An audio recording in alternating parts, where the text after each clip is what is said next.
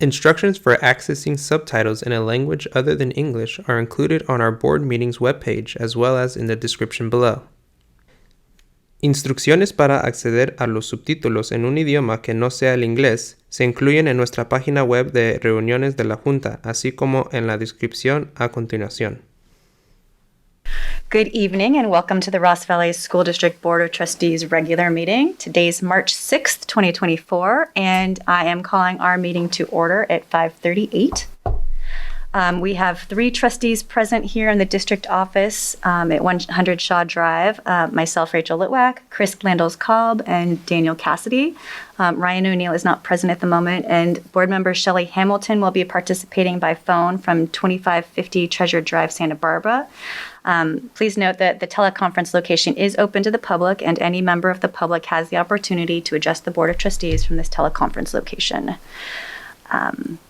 And so, moving on to our agenda, we have the Pledge of Allegiance and the Democratic Reflection. Don't have much of a reflection today, so we will just go to the pledge.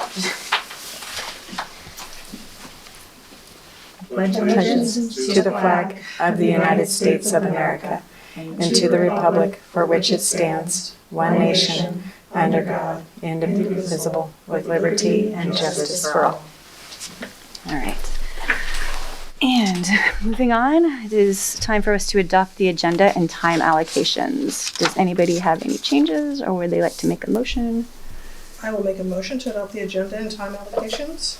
Great. Motion. Do we have a second? Second it. All right. Motion and a second. Chris? Aye. Daniel? Aye. Rachel? Aye. And Shelley is Not on yet. Shelley is not on the phone yet. So with quorum, we will pass it and have adopted our agenda and time allocations. And now moving on, we are going into closed session. We need to identify the topics. It's the consideration of purchase offer of real estate or real property pursuant to Government Code Section 54956.8. We will go out for public comment at this time, but we have nobody present, so public comment is over. And at 5:40, we will recess to closed session. All right, welcome back. It is 6:41, and we are reconvening from closed session.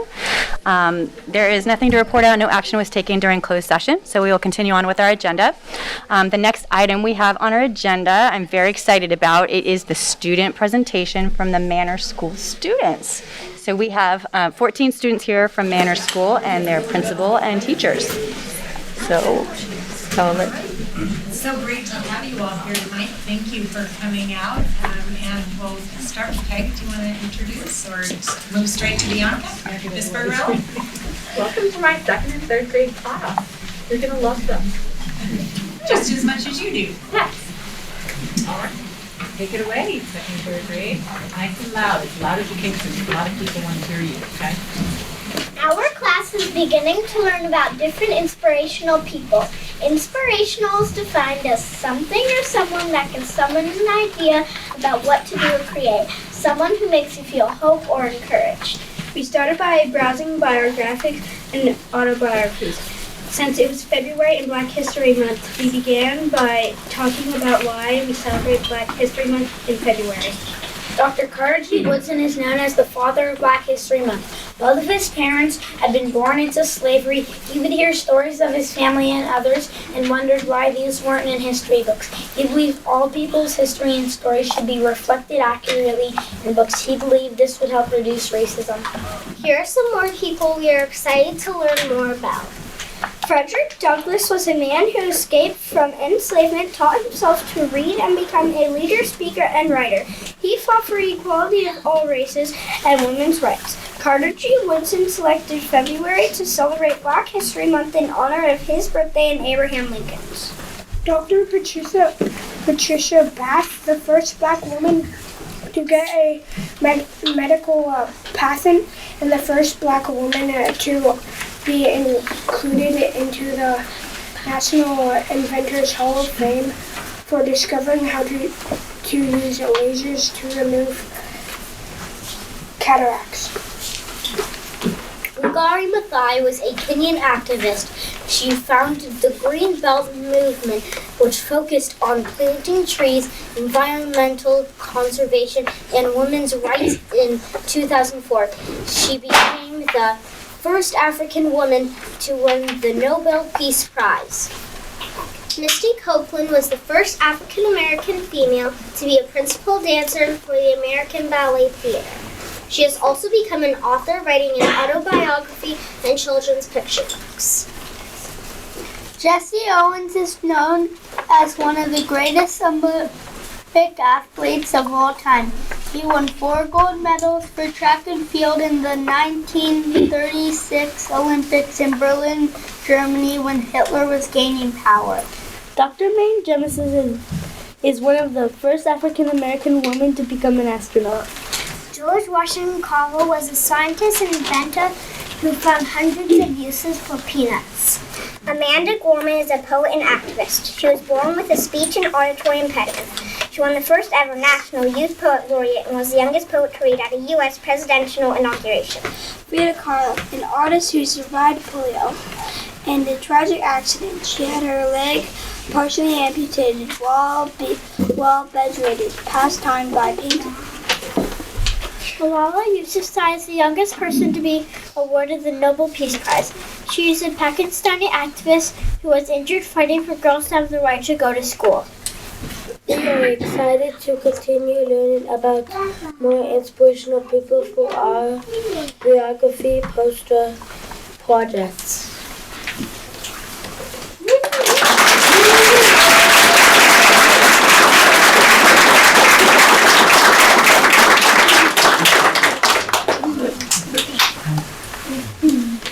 Any questions?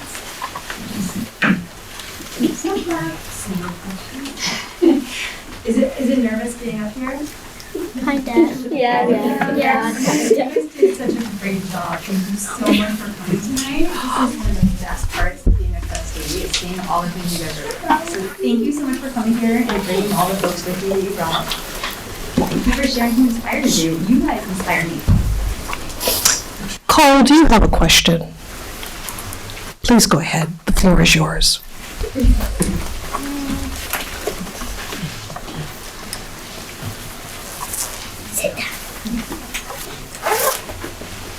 No question? You forgot? Okay. Well, I have a question for you. Raise your hand if you had ever heard of the person that you talked about before you read your piece about them. Raise your hand if you knew who they were before. Wow, so a lot of you just found out about these individuals, huh? Yeah? That's amazing. So much to learn, huh? That's great. Great job. Each and every one of you spoke so well, so clearly. Thank you.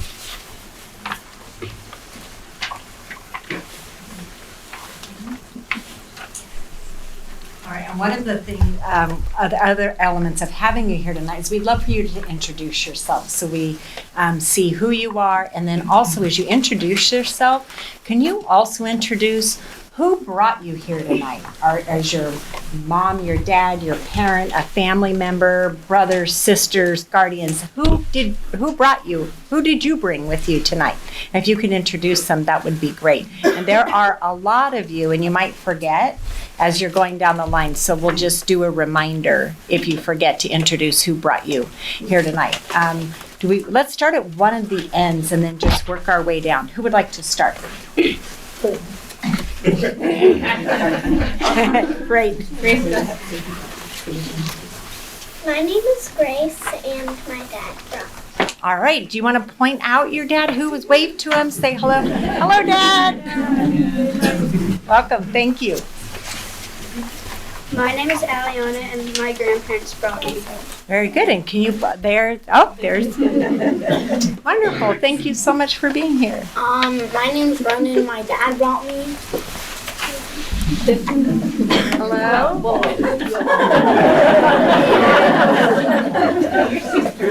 My sister. Mom, dad, and sister.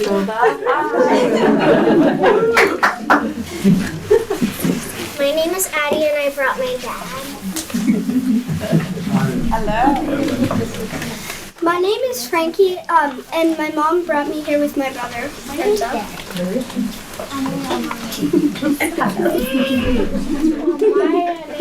Giuseppe, and my mom and dad and my sister brought me here. And there they are.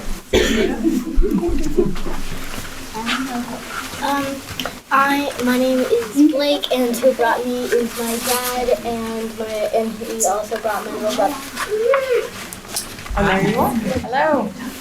Both your dads, right? Yeah. Both Dads. Both dads.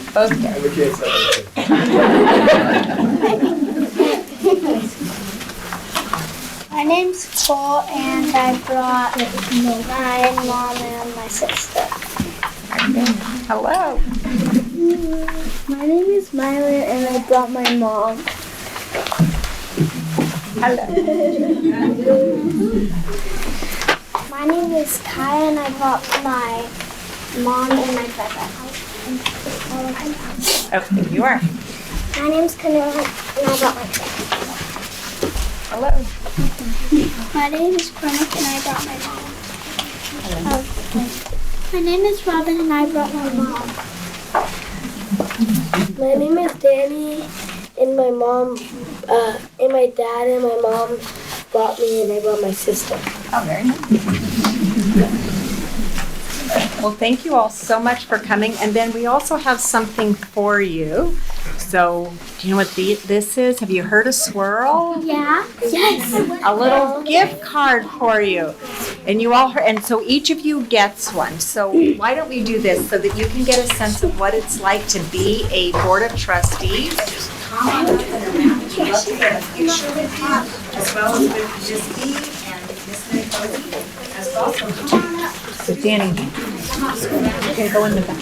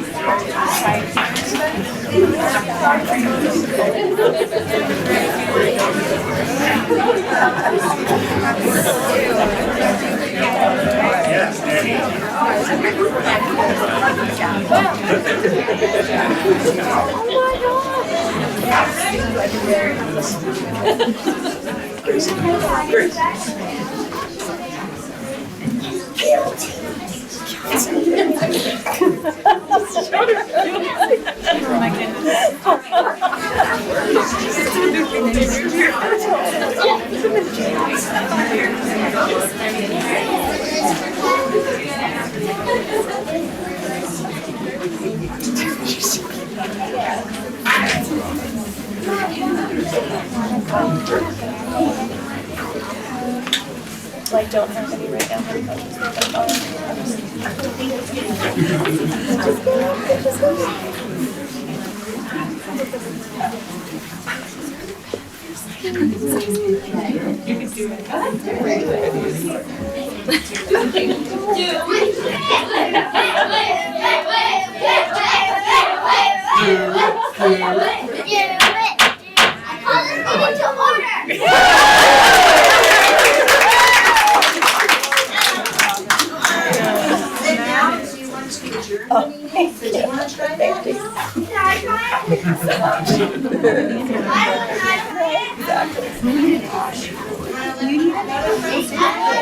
This is from the next lady.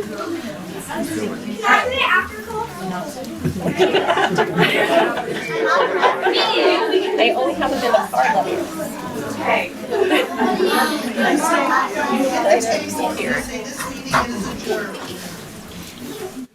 This meeting is adjourned.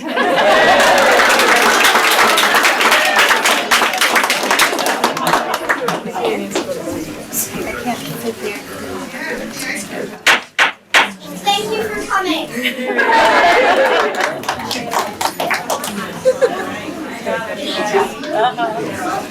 Will you get your swirl sign? Okay, thank you.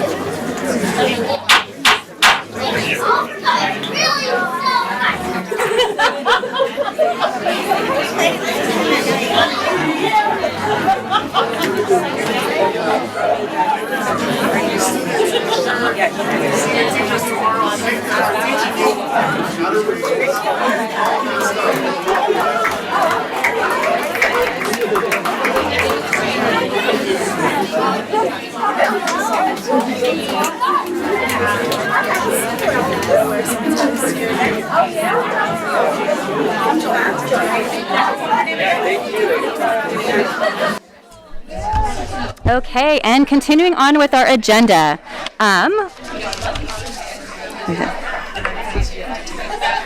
Yeah. Okay. All right, continuing on with our agenda for the evening. The next item we have is communication to the board. But before I get on to the next item of our agenda, I just wanted to point out that 3 trustees are present tonight, myself, Daniel Cassidy, and Chris Landels-Cobb. Shelley is attending to a family emergency right now, so she's not present. She might potentially be able to join us via teleconference later, but at this point, she's dealing with the family situation. And Ryan O'Neill is not present today. So I just wanted to clarify. And so moving on to communication, we have public comment regarding items not on the open session agenda. I have comment cards here. If anybody else would like to submit one, please pass them over to Teresa. And then what we're going to do is I will call out names and we'll just have 4 people come up at once and then we'll just go down the line. It keeps things moving quickly. Looks like I have a few more here. Okay, perfect. Okay, great. Thank you so much. All right. So to get started, I will call up, it looks like Oliver Magnus, Sophia Fontaine, Trisha Pelleriti, and Christina Workman.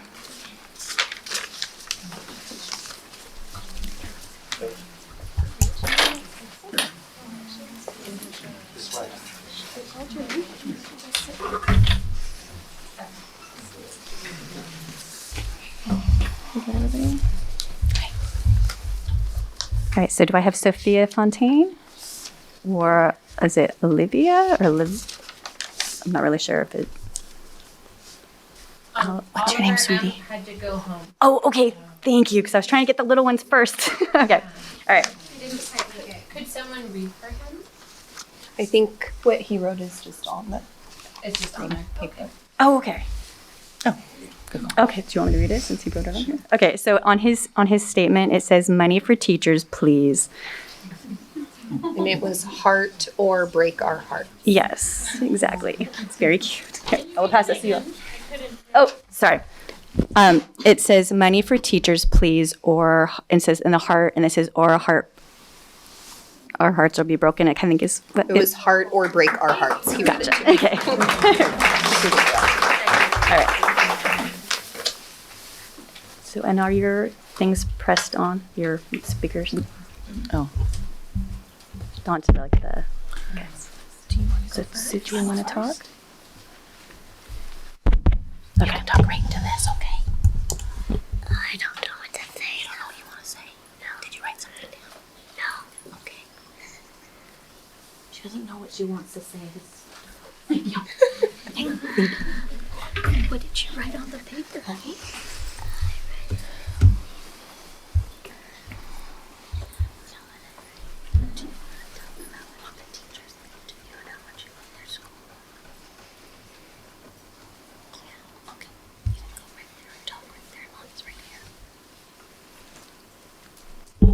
I love my school. Yeah.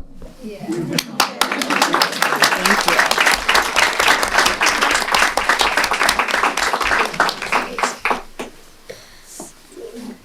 All right. Is there anything else you want to say? She's good. Thank you. Great job. Thank you. Thank you. Oh, sorry. One more thing I forgot to mention. Everyone gets 3 minutes to speak. Chris, would you mind keeping time? And you'll get a notice at 2.5 minutes, so you have a 30-second left. So just finish your thought. All right. So then, Trisha. I'm Trisha Pelleriti. I'm a third grade teacher at Brookside. Our dedicated teachers are committed to fostering growth in every aspect of learning. It's not just a promise, it's a dedication to guiding each child on their path to excellence. Do you agree? It's true, right? Does this sound familiar? It's a direct quote from the sponsored ad that RVSD is running on social media. I was presented with this ad directly under a post from RVTA calling for supportive teachers due to the lack of significant or appropriate salary offer. The ad also questions if its viewers are skeptical of this statement. If they tour one of our schools, they will in fact see the dedication this year. When you don't offer an appropriate salary raise for teachers to make a livable wage, what will those families see next year when current RVSD teachers feel underappreciated, undervalued, and potentially leave? How will you deliver on the promise of dedicated teachers when you aren't dedicated to the teachers? I was emotional and sad about our state of negotiations last year. I'm hurt, mad, and irritated this year. I spoke last year about RVSD being my home I'd been looking for. I spoke about how proud I was to work here. I feel honored to have received the Golden Bell Award last year. This year, I wonder why we are begging to be fairly compensated yet again. We lost many teachers last year, and I hear even more unrest this year. What is the plan to retain those of us currently here? What is the plan to attract teachers when those of us here finally know when enough is enough and leave? I am a dedicated teacher. I want to continue to be dedicated to my RVSD students. I cannot be this in this district when the district does not pay me a living wage to raise my own family.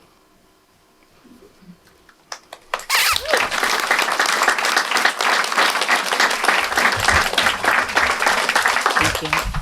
Good evening, Christina Workman, third grade teacher at Hidden Valley. I last spoke in the January board meeting where I invited all of you to join us in wearing red for Ed to show your support. That's the very least you could do, is show us support by wearing red. So thank you to the little bit of red that we do see up here. But it would be nice to see it across the board to show that you truly do support us.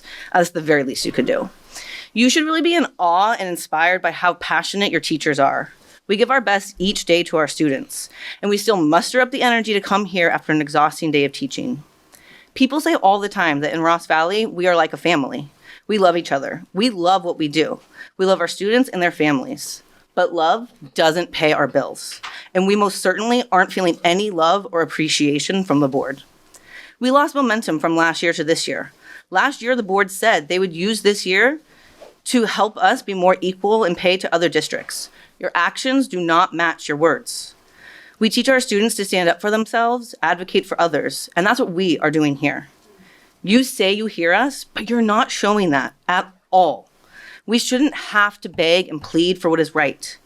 You have the power to do what is right. You need to find solutions. We are not making a livable wage. Not sure what isn't clear about that and why you don't seem to care enough to find those solutions. Our students deserve the best, and we deserve better than what we're getting. You need to do better and be better for all of us. I'd like to represent all of our members and invite the educators in the room to raise your hand if you love working in the Ross Valley School District. Raise your hand if you can't afford to live in the district you teach in. If you commute for more than 20 minutes to work each day. If you have considered leaving teaching for a profession that pays a livable wage. If you are a single income household. If you're a dual income but couldn't survive on your single income. Raise your hand if you can't afford childcare. Raise your hand if you don't have college money set aside for your child or children. Raise your hand if you can't pay to fix car problems. If you can't pay to fix house problems like a roof leak. Raise your hand if your PG&E bill or other utilities has increased. Raise your hand if you are putting bills on a credit card borrowing with extra interest. Raise your hand if you don't have a savings account.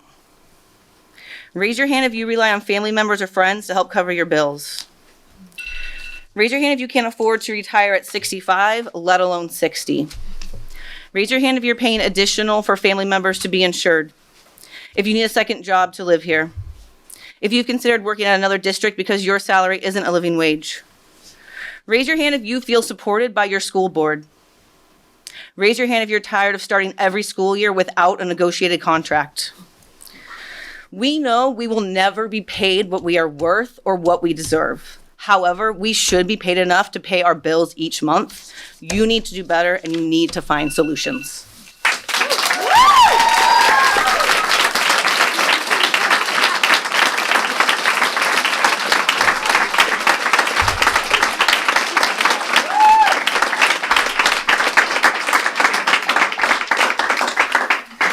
Anya Twig, Karen Tessitore, Tiffany, and Joe Pelleriti.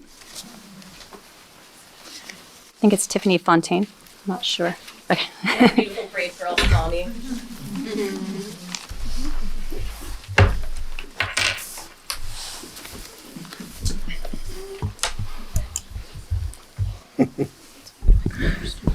not sure. It's my first of you. So good. Go ahead. Would you like to? Hello, my name is Anna Twig. I'm a parent of 2 kids at Manor School. This is my first time here, but I felt compelled to come and make a comment about the budget, its reserves, and the teachers' pay. The school district budget, I looked through numbers, clearly shows at least 3.5 million of reserves beyond what state requires as 3% and beyond additional 7% that's board decided that this should be in reserve. In light of this data, I find it really appalling that the teachers are being denied a reasonable compensation offers. As I'm sure you all know, school district is not a for-profit corporation. And as such, it shouldn't be run as one. We shouldn't be sitting on all these unreasonable reserve while we're not paying our teachers. And that's my honest position as a community member, as a parent. This is not a company. You're not running a company. This money are sitting there, yet teachers can't pay their bills. You campaigned on putting students first. I want you to actually put students first. And as we all know, it's the teachers that make the most impact in our schools, nothing else. And so our teachers really deserve to receive a reasonable compensation. It's unbelievable. It's March. They don't have a contract for this year. I think a lot of parents didn't realize that was happening, but I don't see any explanation for this based on the numbers that I can see through the budgets as they're published for several years. Anybody with kids knows that it's really the teachers that make the most impact and matter the most. So I ask that you please reconsider what is actually fiscally feasible and make students reasonable compensation offers. This is something you owe to us as a community and to the teachers and to our students. Thank you.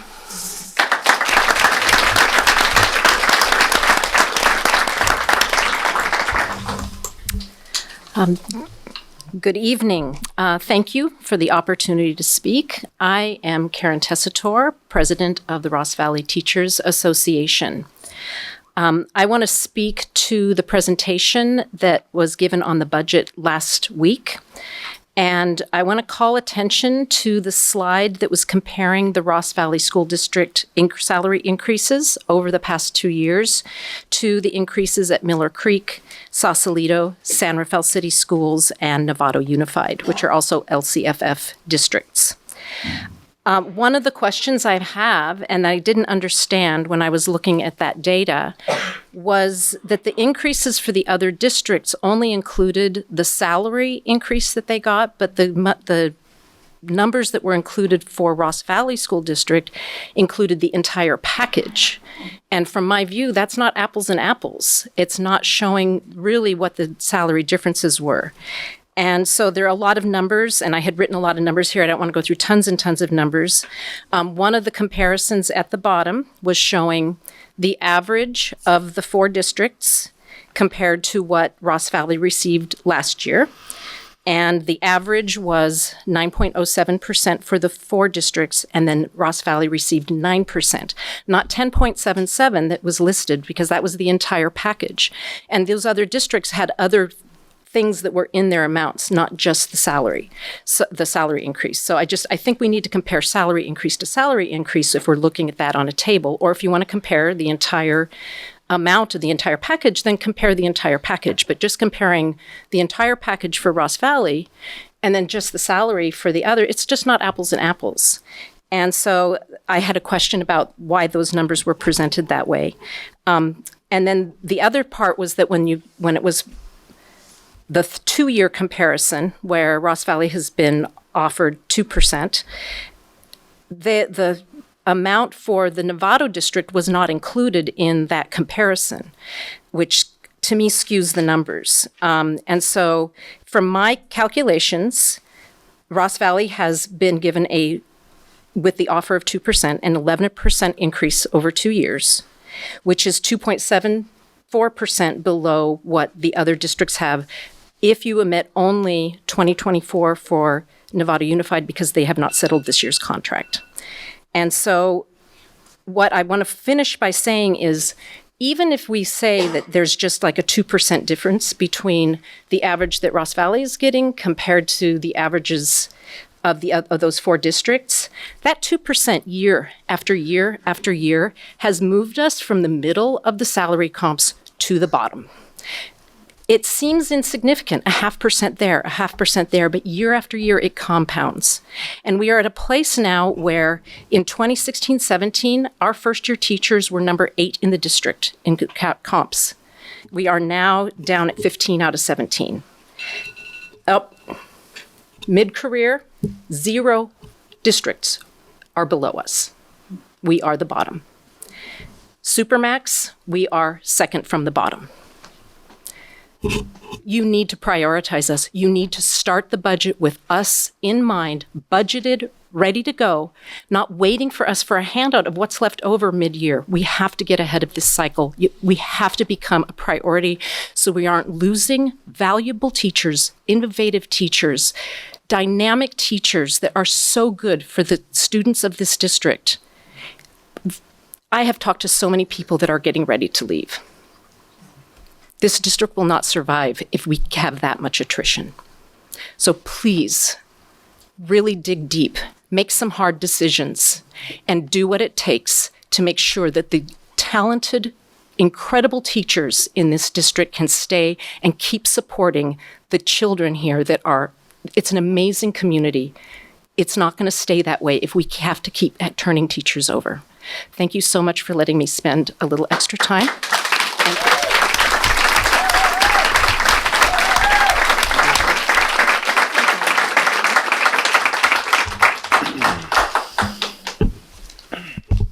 Very well said. Hello. Is the volume up? Can you guys hear me? Hi, my name is Joe Pelleriti. I am the father of 2 students at Brookside. You might have heard my daughter Evelyn speak a couple of school board meetings ago. And the husband of Tricia Pelleriti, the reigning Golden Bell Award winner from Brookside. So, I don't have notes. I'm just going to go off the cuff. So 6 years ago when Tricia got the job here in Ross Valley, I grew up in Marin. I grew up in Santa Fe. I know the Ross Valley School District very well. My mom worked in the schools. When I was younger, I was an instructional assistant at the Miller Creek School District and in Mill Valley School District. So I heard Ross Valley and I was psyched. I always said this is a great school district with a great reputation. And I even remarked, when my kids get to be middle school age, we're going to have a real decision whether or not we send them to our local school or whether or not we send them to White Hill, But after watching White Hill's attrition and this school board and superintendent's actions towards the teachers in this district, it's an easy decision to remove my kids from this district after they graduate out of elementary school and send them to our local high school. So let me be really clear and a little bit more direct than other people. You guys are an abject failure. Your legacy will be that as an abject failure. All right? My wife won't go and get units because getting the units isn't worth the money it costs to go get it at the school, because you guys have all these levels that you put in your salary structure, probably why you're the least paid for mid-careers. So And it also boggles my mind how you guys don't staff special ed. You guys spend hundreds of thousands of dollars on lawsuit settlements because you won't pay a livable wage so that people will drive all the way out here. This used to be a desirable district. Now it's a minimum wage starter district. It's shameful to watch the downfall of the Ross Valley School District as my wife teaches for it and does well for it and loves it. So I'm going to go home like a lot of other spouses, and tonight and every night, I'm going to say, leave that district. It's not worth it. You're not treated well. It's a bunch of lip service, how you are told that you are valuable, but you are shown you are not. So you're going to lose a lot of teachers. You're going to lose a lot of good people. People are going to leave your district. You're going to get more lawsuits because you can't follow the ADA and you can't staff your departments. And you're sitting on this account that's like some sign of accomplishment. That's misallocated teacher retention bonuses. That's not some sign of accomplishment. It's a symbol of your failure. Thank you.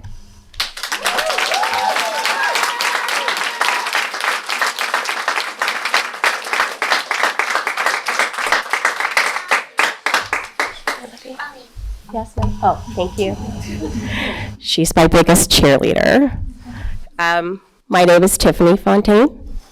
I'm her mom. She teaches me a lot. She goes to Manor. We're very grateful for that. And I just want to talk about my experience because I also did some of my matriculation at Manor. I remember when I first arrived at Manor in the 4th grade from a diverse school in Washington State. I remember crying to my mom after the first day of school because no one else looked like me. I was scared I wouldn't be seen because I did not blend in. I was one of 20% of kids who were underserved. I was one of the 6 underrepresented Black kids. My mom dropped out of school in the 10th grade with an undiagnosed learning disability and worked 60 to 80 hours my entire adolescence as a janitor and housekeeper while battling alcoholism. All of this told me that math was not on my side. To me, it was neither possible nor probable that I could be valued by people in this community or that I was worthy enough to live in this community. What I couldn't predict then, which I see so clearly now, is how a small school filled with teachers like Mrs. Williams and Miss Mathis, who made it their responsibility to see the value in me, what was special in me, who did their best to reflect that back to me, could fundamentally change the possibilities of what I believed my demographics and my math suggested. And in doing so, it set forth a new path of what could be, because a community of teachers decided I was worthy of the best they had to offer. Thank you. And helped nurture the best in me so that I could dream the dreams a little girl didn't think were possible and eventually make them real. I know what it's like to live here and not have enough to live here. And the difficult choices that forces upon you. I know what it's like to wonder if others see your value, and the changes that can be made when someone in power affirms it. What is the value we are placing on our teachers in this moment? How closely are we examining what could be versus what is?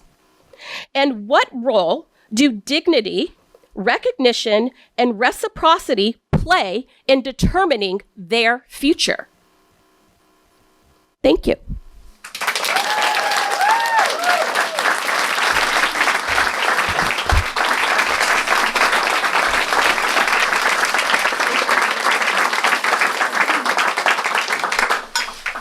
Heather Selby, Mel Hickman, Stella, and Lily.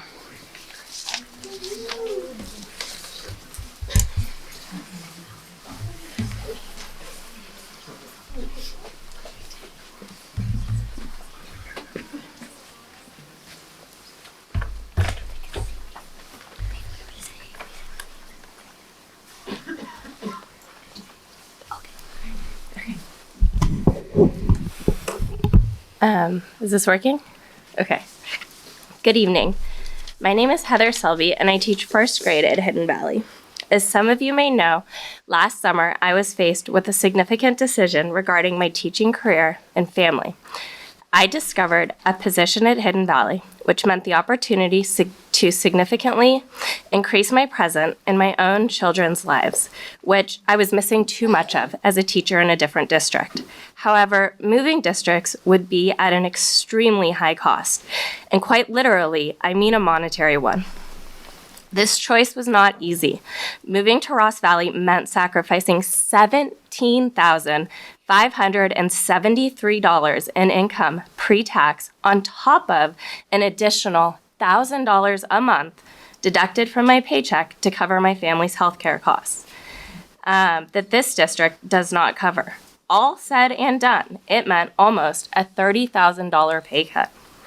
Despite these realities, I applied for the position at Hidden Valley, driven by the desire to be closer to my children's school experiences, and after interviewing, was immediately offered the position. Unfortunately, now I had the burden to choose between my children's childhood or my family's financial stability.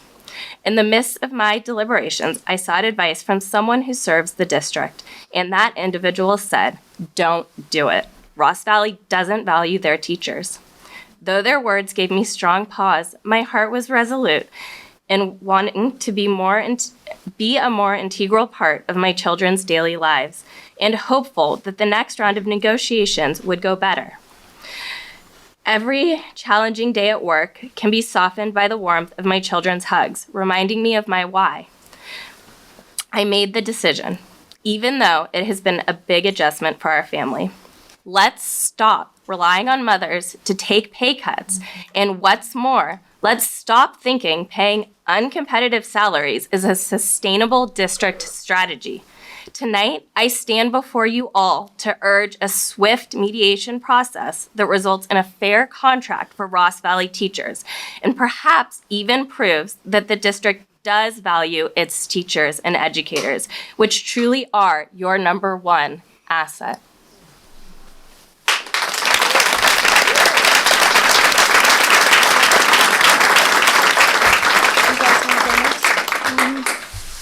Yeah, sure. Okay. I'm Stella. I'm Lily. And we're 7th graders at White Hill. Yeah. We're here to support our teachers. They deserve the best.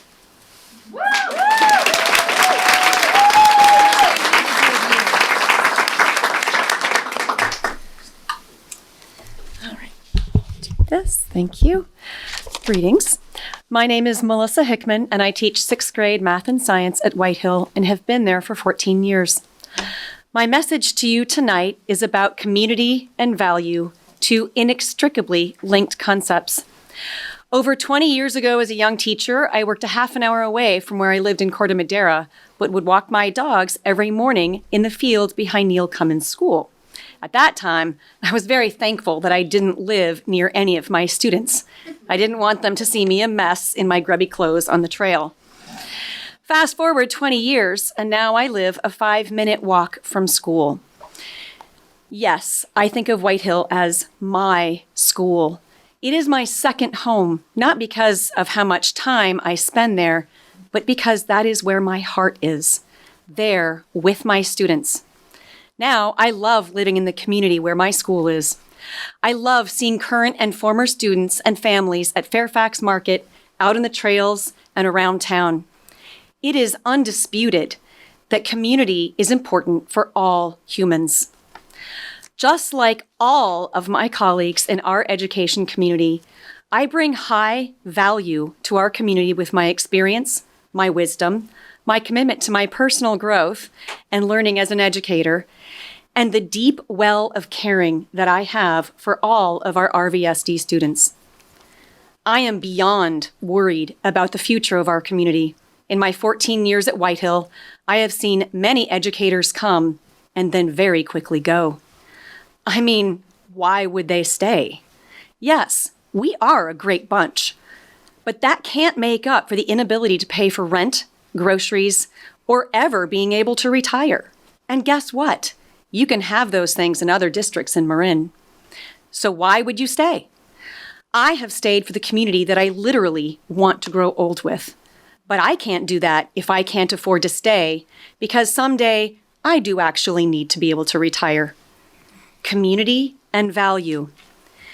The increase you have offered is an affront to the value that we bring to our community, to our students, to our children. I should have been working on a great math lesson instead of writing this speech.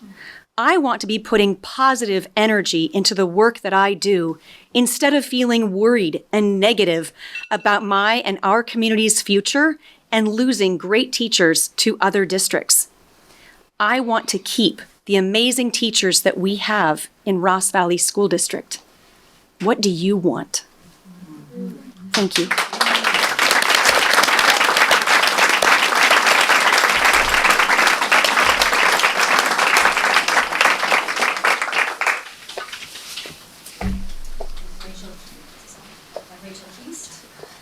Virginia Foxton, Christopher Borgian, and Nova Johnson.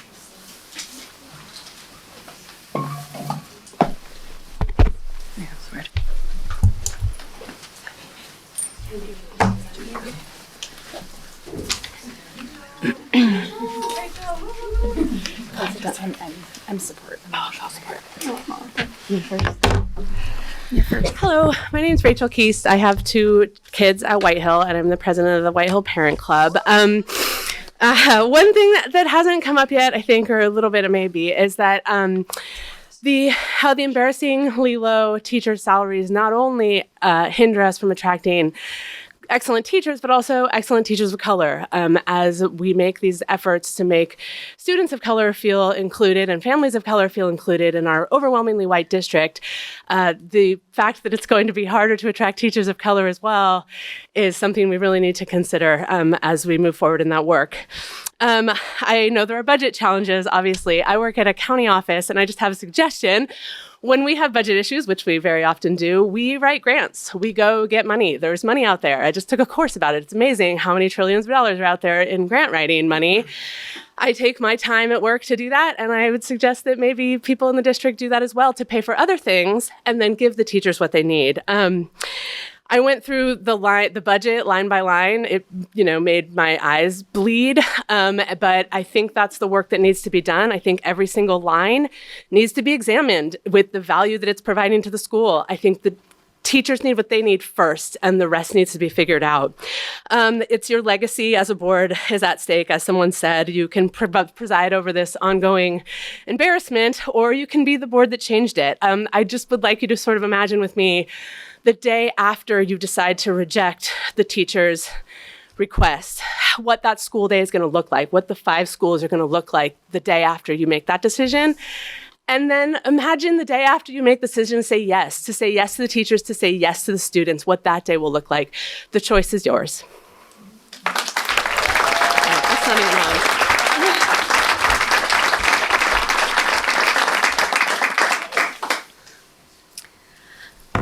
Hi, I'm Virginia Foxton. I'm a teacher and parent in Ross Valley. I spent a lot of time and energy here last year. This is my first time speaking this year. I've really enjoyed the opportunity to listen to what the individual stories sound like, because there's a lot of diversity that's represented in this room. There are a lot of different needs. I was left last year believing that this board was totally committed to us, that this board agreed we deserved better, that this board was committed to livable wages for us, and when we returned this year, it would have used the prior 12 months to create real solutions, even in spite of real challenges, real things, real numbers. We have seen the costs of deferred maintenance in other board matters that's causing a lot of time and energy to be spent on those issues.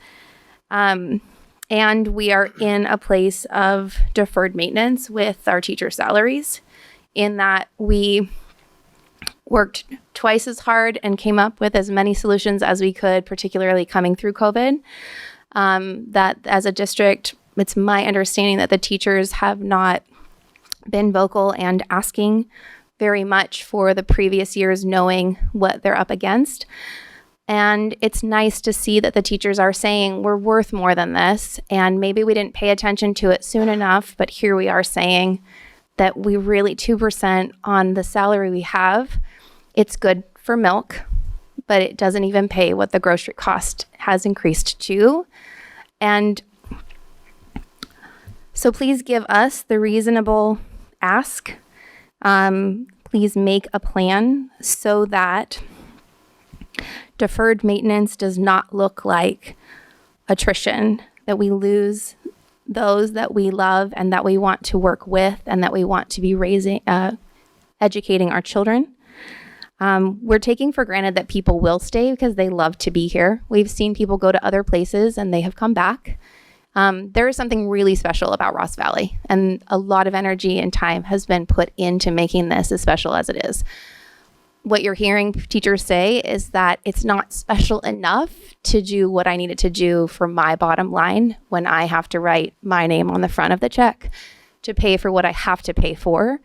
And so it's time to stop deferring maintenance and asking teachers to pay for that deferment and come up with a way to meet them where their needs are. Thank you for your time.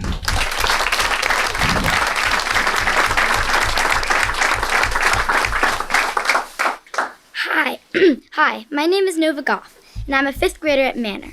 My teachers have been fantastic, and it's hard for me to wrap my head around the fact that teaching, which I consider to be one of the most important professions, is so underpaid. So I ask you please to give our teachers the salary they deserve. Thank you.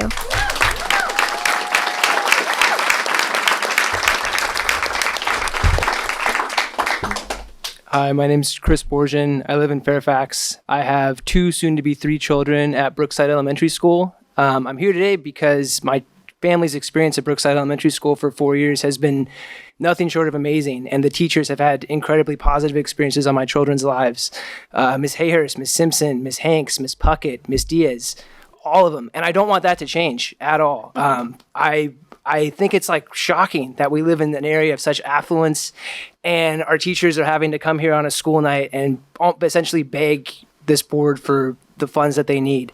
I really hope that this board will negotiate in good faith to give these teachers what is way past due. And I hope that you all will look at this as an opportunity for this school board to show that you guys are the leaders that we elected you to be in our community, to show that you believe how vital education is as a foundational part of our community. So I just hope that you guys realize how serious and the significance of your decisions are. I know you can't control the high cost of living in our area or the inflation, any of that, but you guys can control what these teachers do make and pay, and you can control how this negotiation process moves forward from here. And I hope you will do the right thing in that regard. Thanks for giving me the chance to comment.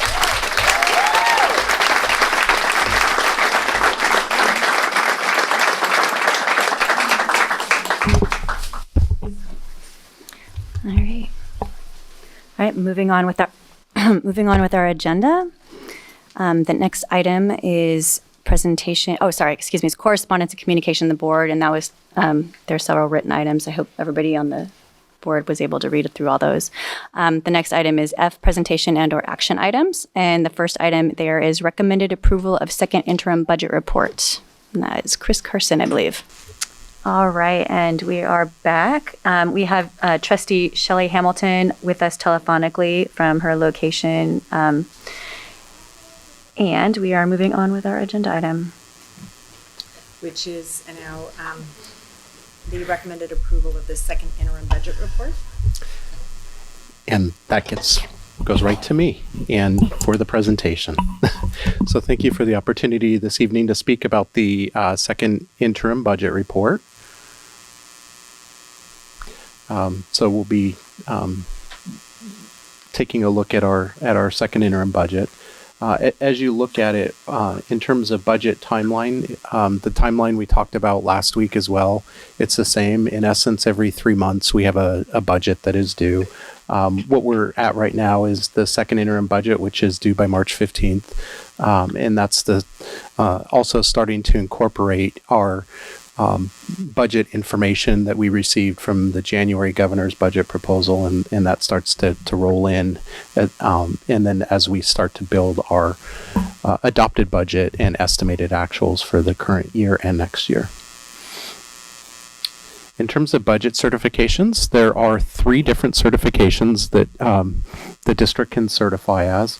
There are positive, qualified, and negative budgets. And the best certification you can have is positive, which means that you can meet your financial obligations in the current year and subsequent 2 fiscal years. And the reason we talk about three fiscal years is the district is required under AB 1200 to provide a 3-year multi-year budget to the County Office of Education and also to the state to ensure that we can meet our financial obligations during that period. And so, again, positive means that we will meet our financial obligations. Qualified means that we may not meet our financial obligations. And negative means that we will not meet our obligations during that period. And it's important to note that our second interim budget shows a positive certification. In terms of our enrollment, the first thing you always look at in terms of a school district are the major drivers of your revenues. And so your major drivers of your revenues are your enrollment and your attendance. So in terms of our enrollment, there is no change in our enrollment. And the reason for that is that we already know what our CBEDS, which is the California Basic Demographic Day. It's basically the first Wednesday in October, which is our enrollment date. So we know what that is. And so there's no change from first interim. And there's also no change at this particular time in our estimates for 24-25 or 25-26. It is important to note, though, that we did have an increase from our adopted budget. We were showing at 1707 and we increased to 1739. And we also had an increase over the actual prior year of from 22-23 of 1724. So that's a positive. And the reason I'm noting that is because that's the first time in probably about 8-9 years that we've had an actual increase. We've been declining for quite some time. And it's not unique to Ross Valley. It's something that's happened throughout Marin County and is actually happening throughout the state now. As you start to look at the enrollment is one portion of how we get funded, but really what drives it is our average daily attendance, what we call ADA. And when looking at it, our average daily attendance at budget adoption, we were estimating 95%. Historical average that we've had prior to COVID has been 96.1%. So we were still showing less as a result of lower attendance from COVID. But we were hopeful that we could get it to that 95%. As we took a look at our numbers at our what's called P1 attendance, I know it's confusing because we talk about our first interim budget report and P1 attendance. P1 attendance is a report that we have to provide to the state, and it's our attendance in December. So we provide it at the beginning of January. And at that time, our attendance rate was actually 94.3%. And so what we did is and traditionally our numbers have declined, and so slightly as the school year progresses. And so when we took a look at it for our second interim budget, we have lowered our projections for attendance to 93.8%. And that is a fairly significant drop from our budget adoption. And we are showing a slight increase from the current estimate at second interim in 23-24 from 93.8 to 94.3 in those out years, but we also dropped those numbers. And so I've shown it graphically so that you can see that as well. Then the other part of that is what happens to our average daily attendance, because that's how you start to calculate your local control funding formula, which, as we'll talk about it later, that's your single largest source of revenues.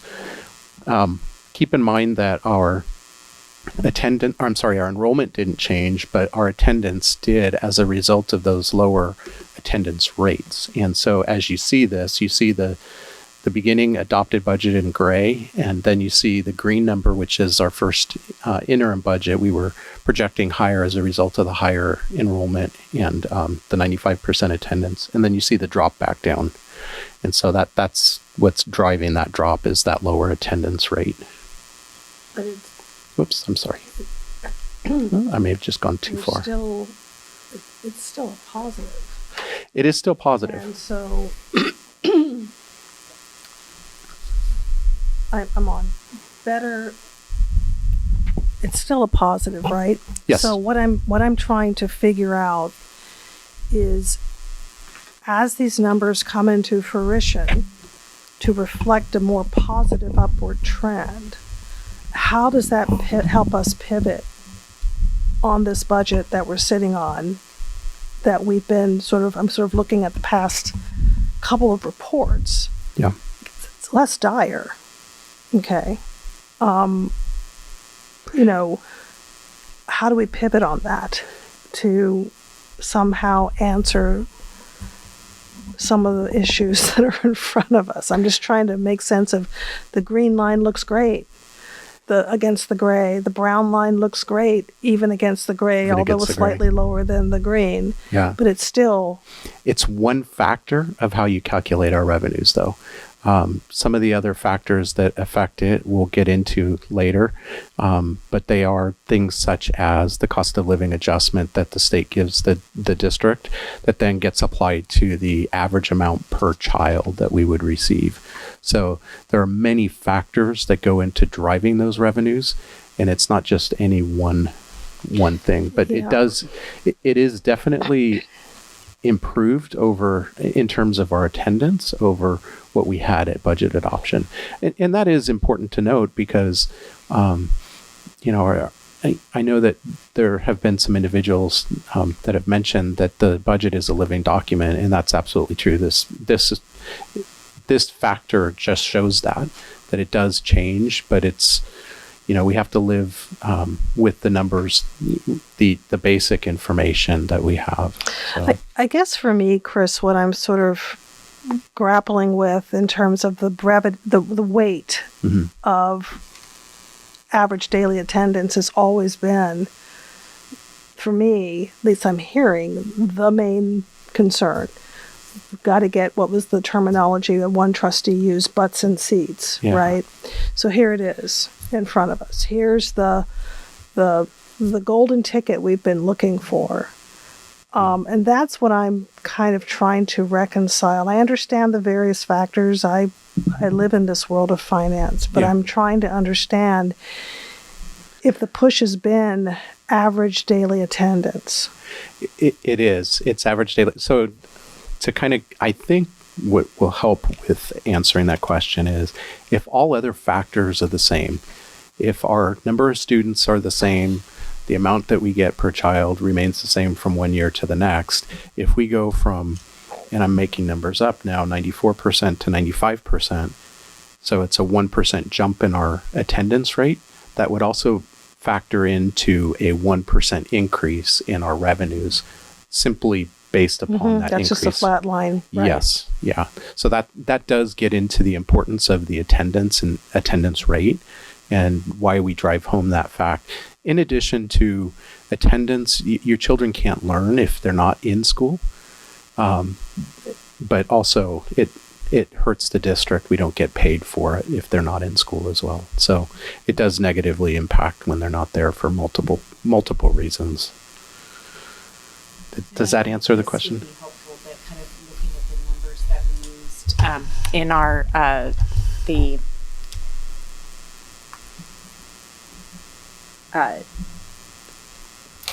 December 2023 RVSD updates. We've been running, every time we do an updates, we've been running information about attendance and what that impact is. So our goal this year was hopefully to get back up to the 96% of our historic attendance ADA.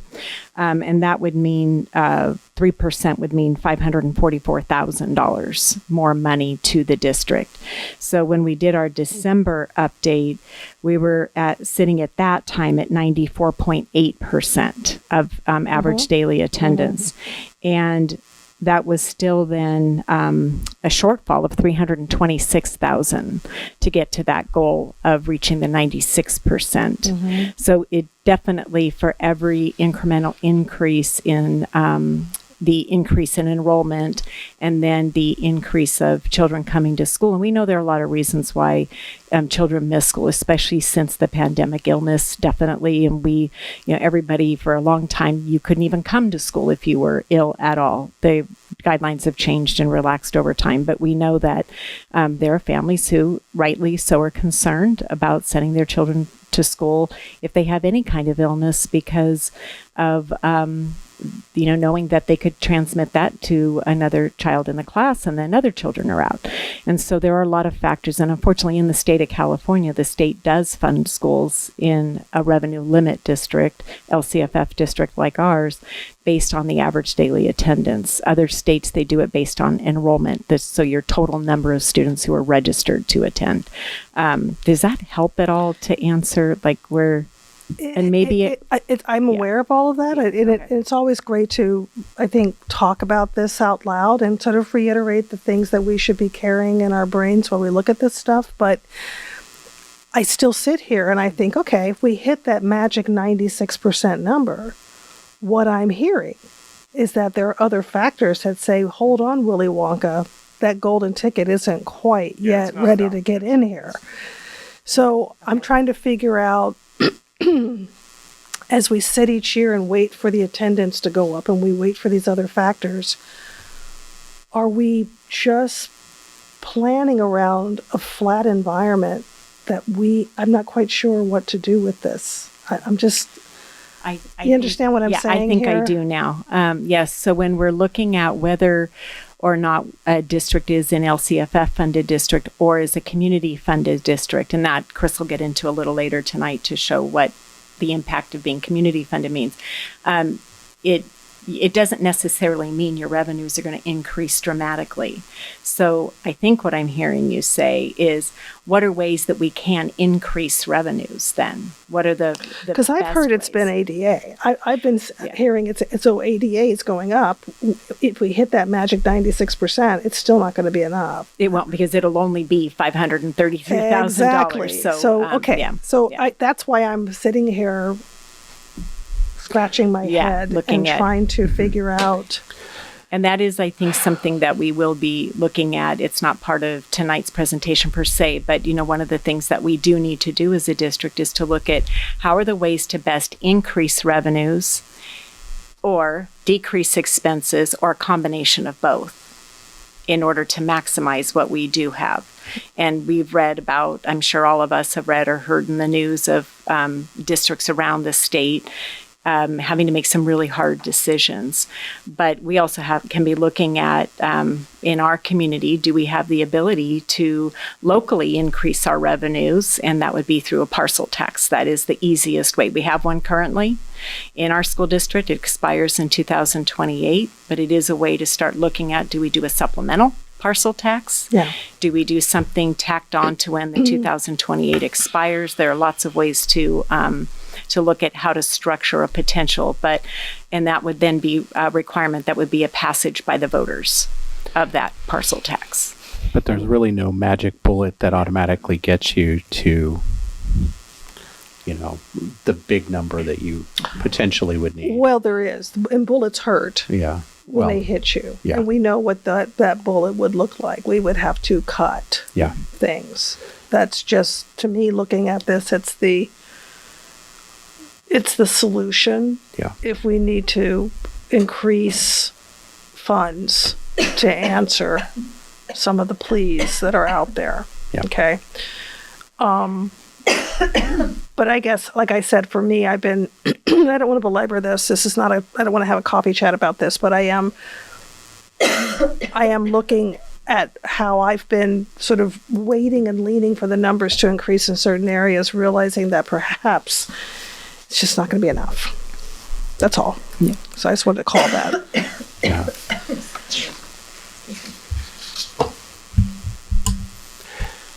And so then it gets into what are the assumptions that the budget is built on.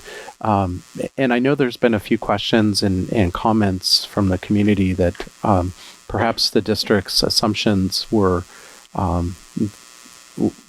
ultra conservative. And what I wanted to make sure to point out is we did add to our agenda documents that we posted online, both the Marin County Office of Education common message, as well as the School Services of California, what they call the dartboard.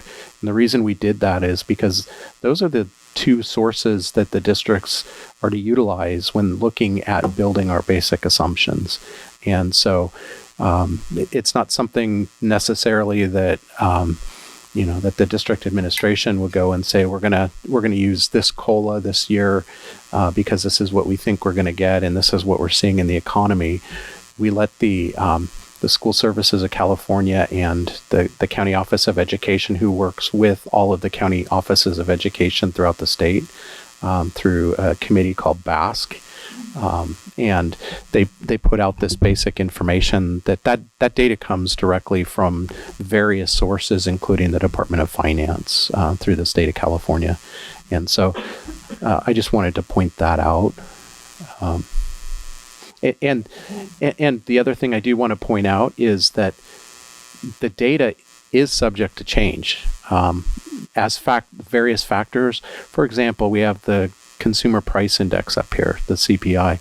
That number could in fact change, and not every single item that is part of that cost of living adjustment, the COLA, there's a list of things that the state uses as part of their formula, and not every one of them is known in January when that comes out. So this, in all likelihood, will change.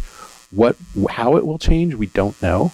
But we get that information in May at the May revise.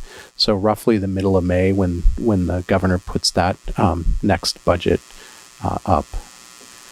So.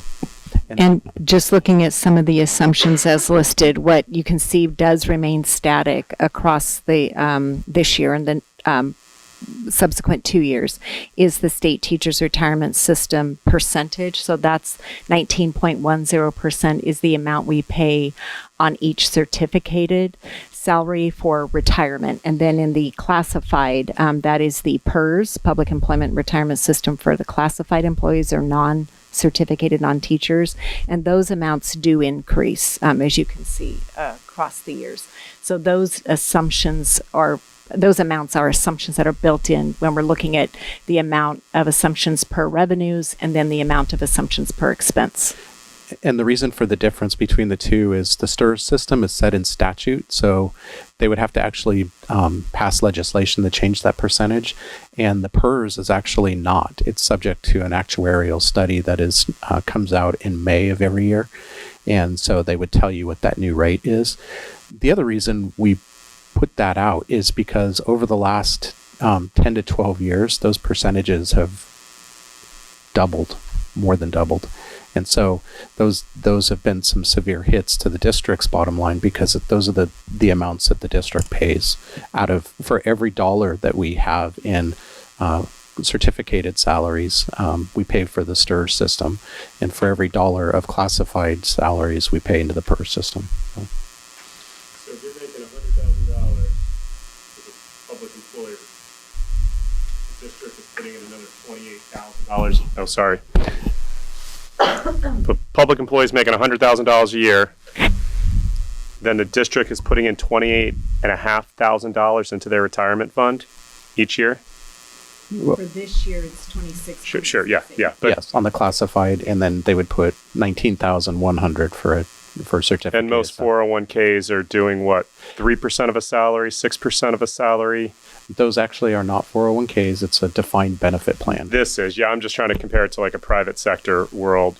And I don't think you can, but no, and you're right. It's usually a percentage, and I believe there's a max percentage on those. 3-6%, depending. Yeah, something in that range. Here are just the employer rates, so there is an amount that comes out of the employees.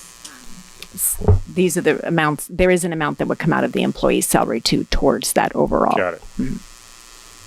And it slightly changes based upon whether you are a pre-PEPRA or a post-PEPRA. And that's employee. PEPRA is a public employment retirement system. Yeah, they made some adjustments to the retirement systems about 8 years ago. I mean, there's nothing we can do about this No. as part of our overall budget. This is set. So let's move on. Yeah. Yeah, but they are big percentages Huge of our numbers. total, our total salary and benefits. And a massive benefit. Correct. Right? An unseen benefit today if I'm 45 years old. Yes. But a massive benefit when I retire. When I retire. Yeah. Well, being someone who works under a FERS program, it's very similar. Federal, yeah.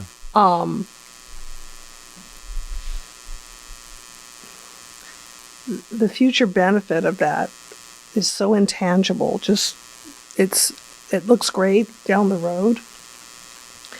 But if you're, it just, it just hurts. If I can't fix my car, Exactly. I don't care that I'm going to have a $90,000 a year salary when I'm 65. Exactly. And when I'm 85, I'm going to have a $98,000 salary. And it's just going to keep going up. Exactly. But it doesn't help me today fix my leaky roof. It doesn't.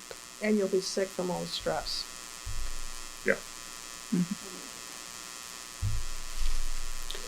Then we get into the district general fund, and this is the total general fund. So this is unrestricted and restricted combined. And so the reason I had mentioned about the local control funding formula and the attendance and enrollment is that is what drives your local control funding formula revenue primarily. We'll get into other things that could impact that in just a moment, but for our district, that's the single largest source of revenues. That's 64.7%. Then you look at our parcel tax, and through the generosity of our local taxpayers, that is 15.4%. And as you look at those two percentages, you're looking at a percentage in the range of 20% of our total revenues in the general fund are just those two things. And then you get into other things such as other local, state, and federal revenues, and combined those are about 20%. So again, your single largest source of funding is driven by attendance. And we have a total of just over $30 million. In terms of our general fund expenses, our single largest source of expenses, and again, this is combined, unrestricted and restricted, salary and benefits at 75.5%. And again, we are a people business. We're in that industry. We are about children, teaching kids, and so you would expect salary and benefits to be the number one cost, and it is. The other thing I want to note is that, and just remember this figure, 81% of our total general fund is unrestricted. General fund is salary and benefits, because there is a difference. So then you break it apart into the other categories. And so if 75.5% is salary and benefits, it's 24.5 is everything else combined. And so you have things like supplies and services and other, and you have other outgo. Some of the things that go, supplies and other is pretty obvious. It's things like instructional materials, office supplies, those types of things. Also, if you have any computers that you might need to purchase, that might go in there.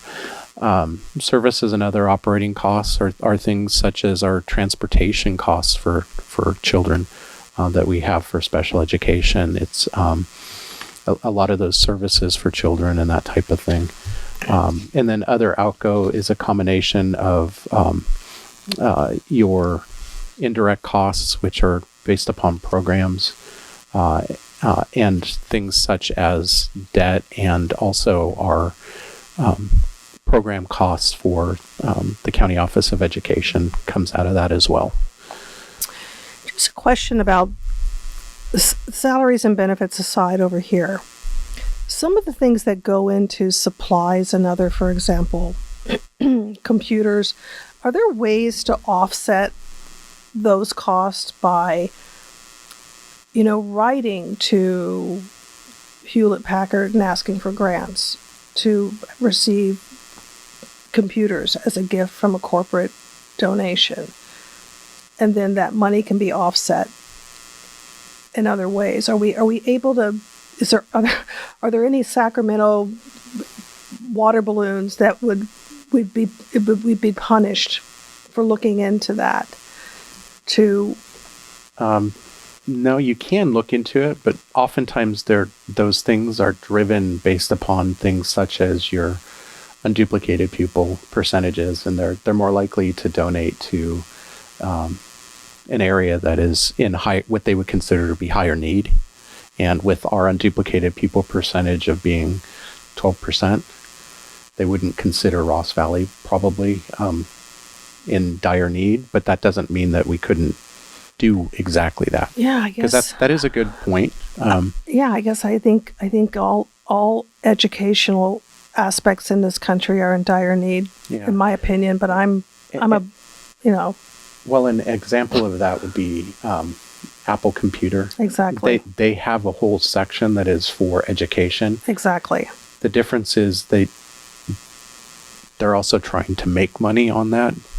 They might give you a discount versus what you would get at a non-educational, but they're not going to give it to you for free. But that doesn't mean you can't try in other ways. So 100% that is something you would want to take a look at. Oh, yeah, I get that we would pay the price of our affluence of this community and the reputation of Marin County.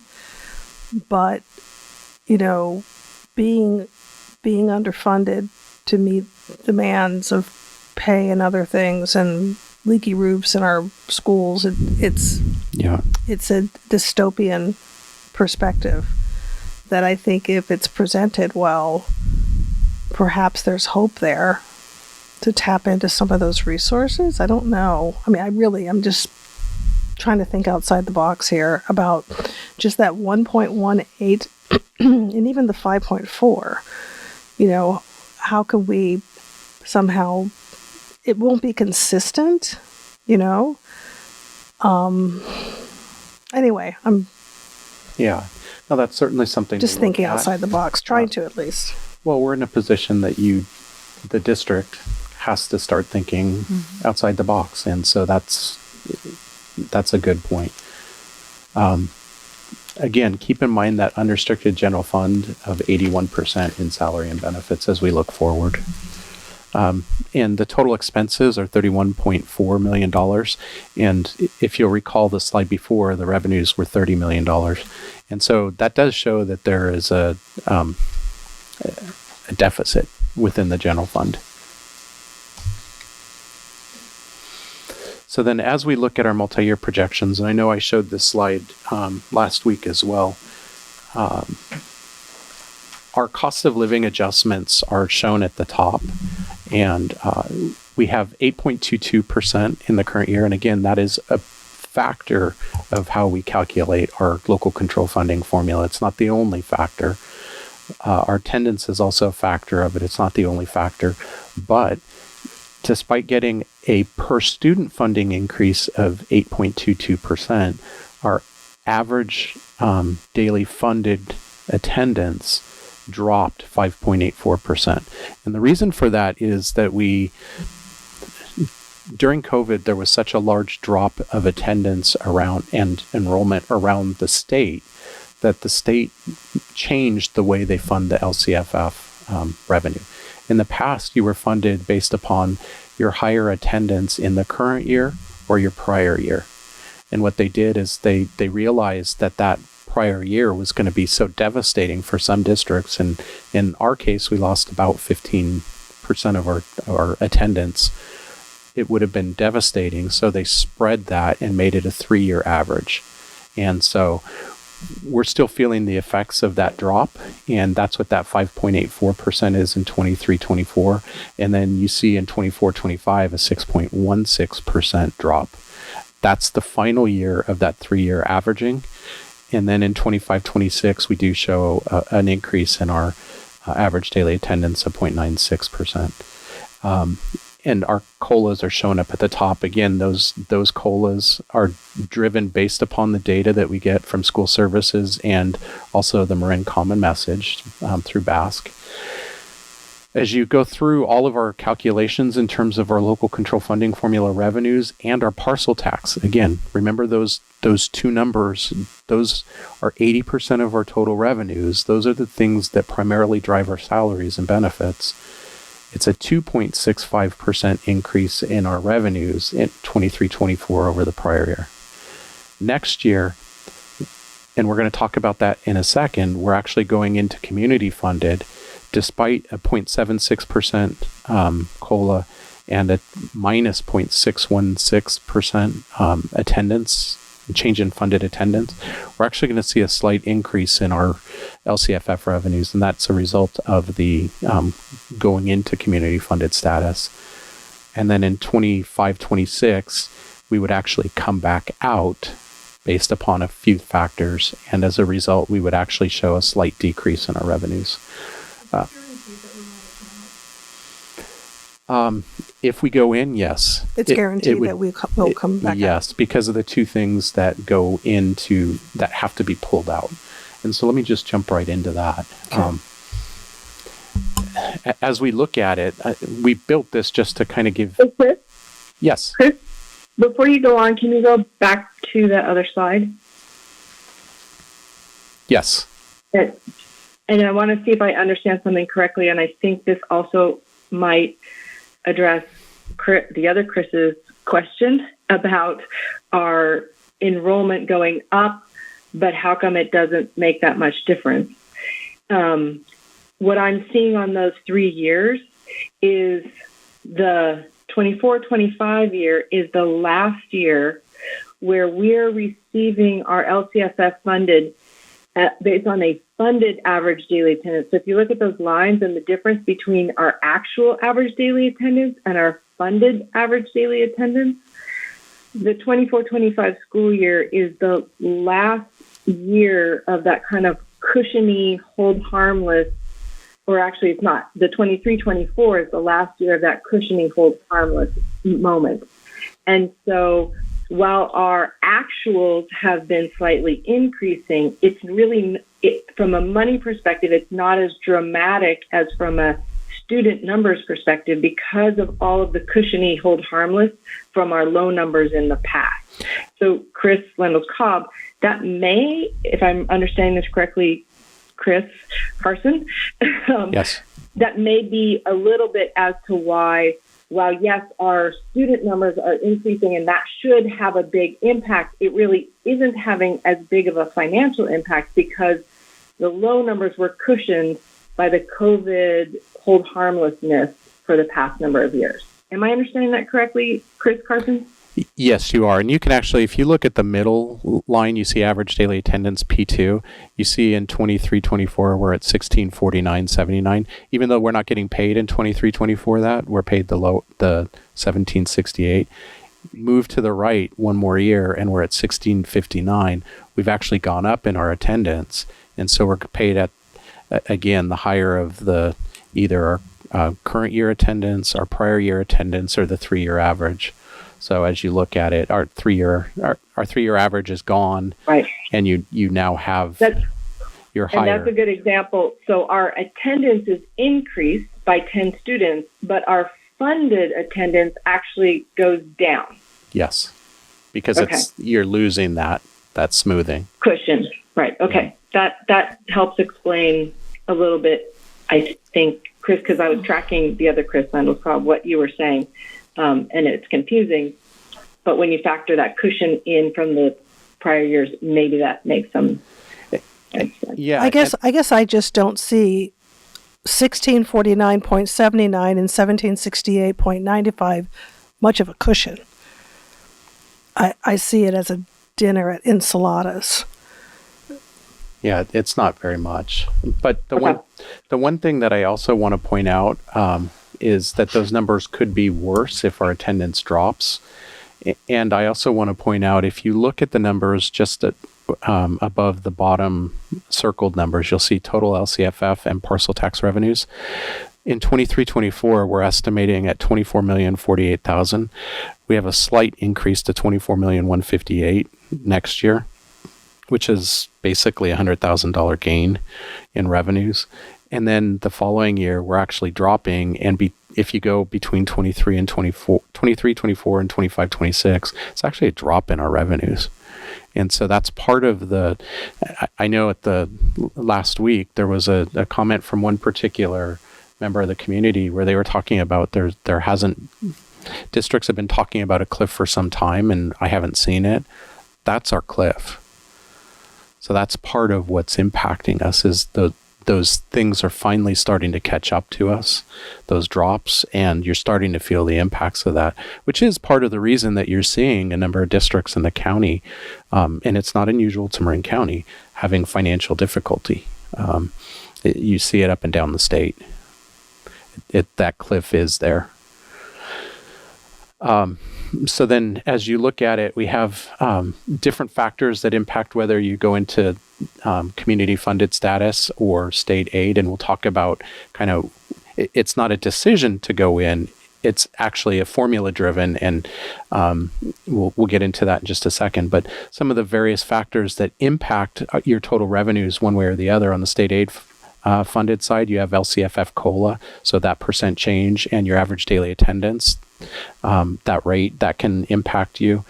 And so we have a 0.76% COLA and we have a negative 6.16% change in funded average daily attendance. And so those are some large drops. And then on the community funded status, you always look at what your property tax increase is. And it's a dollar amount and a percentage. And also you have to look at what your in lieu property taxes might be. Those are things that you have to pay out for charter schools and also increase, decrease. And next year, we're going to have a 3.56% increase estimate right now on our property taxes. And that's why ultimately we're going to go into community funded status. And I know your question a minute ago, Chris, was, is it guaranteed we're going to come out in the following year? And the answer is yes. And that is because in year 2, and you can see it in the blue just to the right under community funded, we lose in the second year of being potentially in community funded status. We would lose any supplemental taxes that we have, which for our district is roughly $800,000. And then the other part of that is we would then have to pay to the charter school that is within our boundaries, which is Ross Valley Charter. We would have to pay any in lieu property taxes. So in essence, you take a look at your total property tax base and you add in your attendance and their attendance, and then you split it based upon the percentages. And so because we would have to pay for all of their students, and that's a fairly large dollar amount, the combination of the loss of supplemental taxes and that in lieu property tax payment would cause you to go back into state aid funded status. So that you're flipping in and out because of that. Because of the charter. And the loss of supplemental. And the loss of supplemental. Yes. Yeah. But the charter. Yes. Is what we'll have to pay. Yes, we will. A lot of money to. Yes. And that could potentially, without the charter, would be a nice little increased windfall for us, right? It could. And it down the line, it would.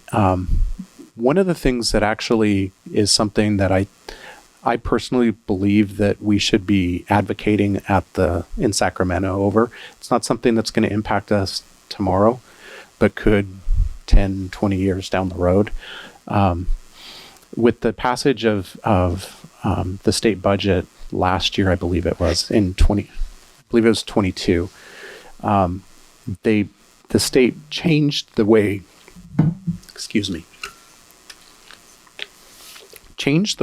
the in lieu property taxes are paid. Current law is with Ross Valley Charter that is currently under the state. The next time they come up for their charter is up for renewal.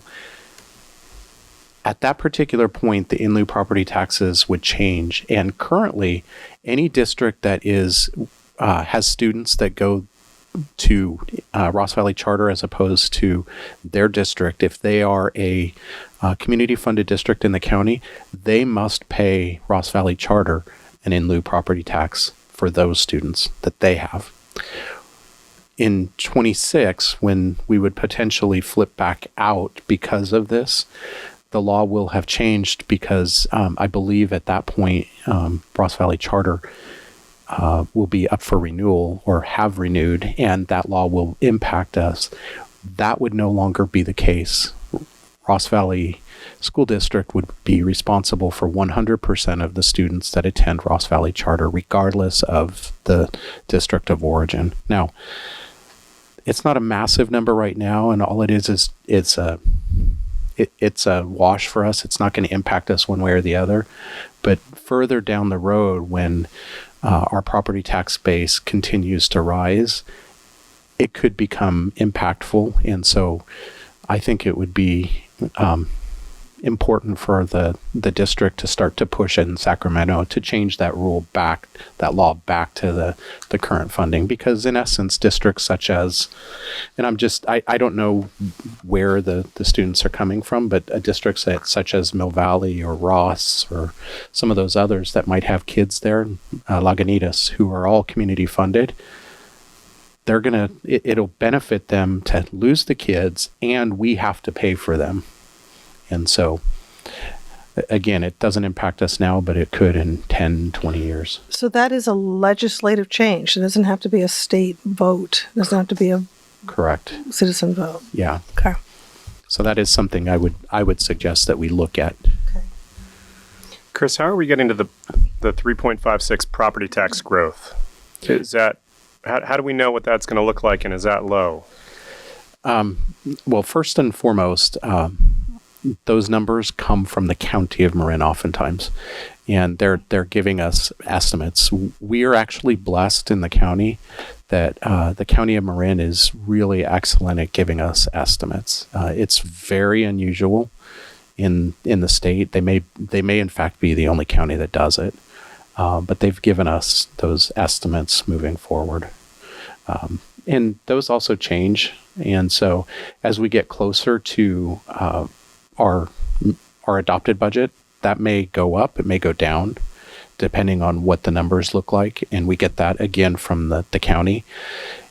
And they're really good about it, I think primarily because we have so many districts that are funded, community funded. So this is a really important number for them in their budgets.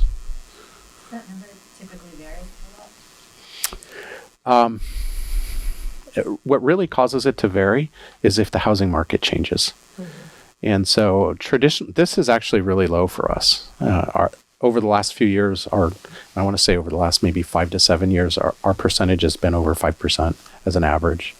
So it could go up. And definitely we'll be looking at it, and hopefully that's something that benefits the district. Again, it would only benefit us for 1 year because then we flip back out. But the numbers just aren't gelling for me. It's like the average cost of homes in Marin County have gone up 182%. Yet the property tax growth has kind of eked up.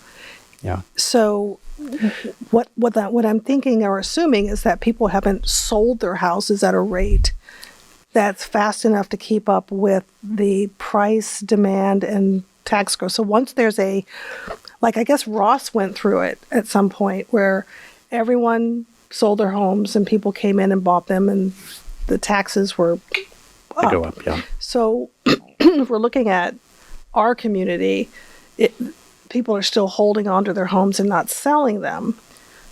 But okay, you're nodding your head. I'm saying yes. Okay. I know the community can't see me, but I'm trying to understand the numbers just aren't clicking, but I'm realizing the underlying assumption is the underlying assumption. Retention. Exactly. It's that assessed valuation. Yeah. Because the property tax base is based upon the assessed values, not what it's actually worth. Right. And so as those homes turn, then if you have a low assessed value and it sells, it's going to sell dramatically higher than that low assessed value, and it will positively impact the district, which is part of the reason, going back to Rachel's question, in terms of that percentage, what does that look like in terms of the averages? Mm-hmm. Our numbers have actually been pretty good compared to the rest of the districts as well because of that, because Ross Valley School District assessed valuations are low. So there is some hope in the future. As you but said, 20 years down the road, It could be 20 years down the road. So as those properties do turn. Yeah. And that was actually something when we went through and did the refinancing of the general obligation bond, goodness, about a year and a half ago now. Yeah. One of the things that the fiscal advisor mentioned is we have really low assessed valuations for Marin County. And that was one of his notes to us. So that kind of dovetails into this issue and your question as well. I wonder if that would also impact, because that tells me that you have long-term homeowners, not a problem with that, but they're also probably of a certain age where they could also opt out of a parcel tax. And as which well. and that's a great point because if you look at my assumptions, I assumed a 2.5% parcel tax increase. Our parcel tax inflator is actually 3%, so it automatically goes up 3%. Why do I have 2.5%? Because I know people are opting out. Yeah. And so I'm looking at that data as well.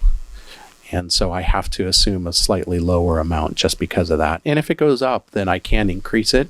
It's not going to go up above 3 though. Yeah, but you just don't know until exactly it's out there that we figure out how it's impacting. Yeah, and I can adjust it.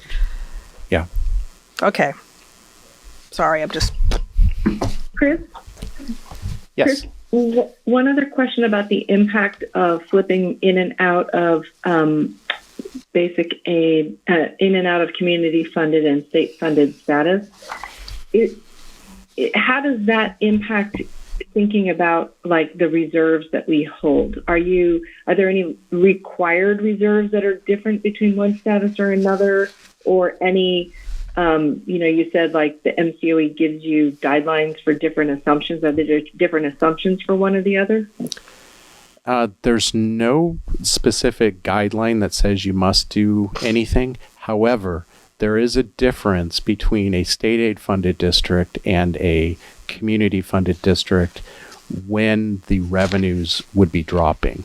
And so, for example, a state aid funded district is held, has a 1-year hold harmless in essence if you're in decline for that funded average daily attendance as we move forward. For a community funded district, if their revenues decline, they feel it in that year.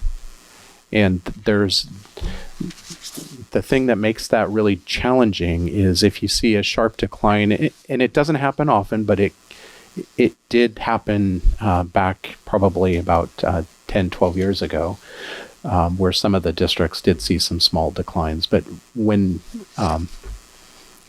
the issue with that is that in terms of, again, going back to our numbers where 75.5% of our expenses go in terms of salaries and benefits, if you haven't issued layoff notices by a certain date, which is March 15th, then you have to wait an additional year. So you always want to make sure you have enough in reserve so that you don't have that issue where you can't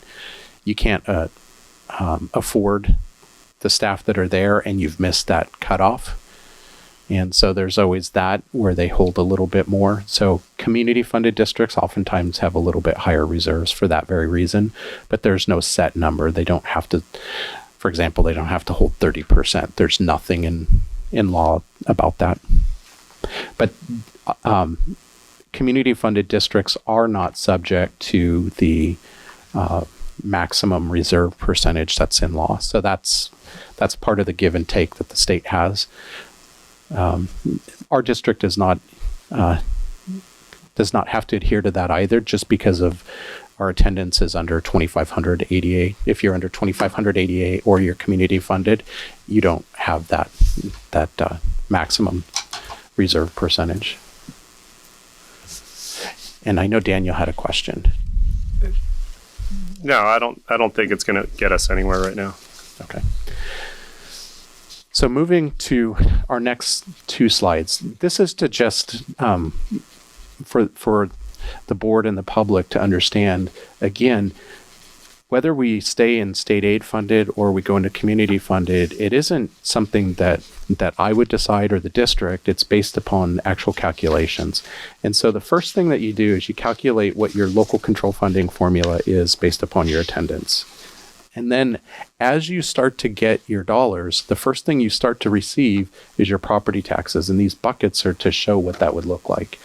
And if you are a state aid funded district, your property taxes do not meet or exceed the amount of your LCFF calculation. And so as a result, the state gives you what is called state aid to fill that bucket all the way up to the amount that you should receive under the LCFF calculations. The difference in a community funded district is their property taxes exceed what that LCFF calculation is. And as a result, the state aid is not there. They don't need to fill that bucket, and the district gets to keep that excess. So districts that are community funded receive generally much more, well, I shouldn't say generally much more. They receive more than what you would under an LCFF state aid funded district per child. But it could be $1. It could be $1. Yeah.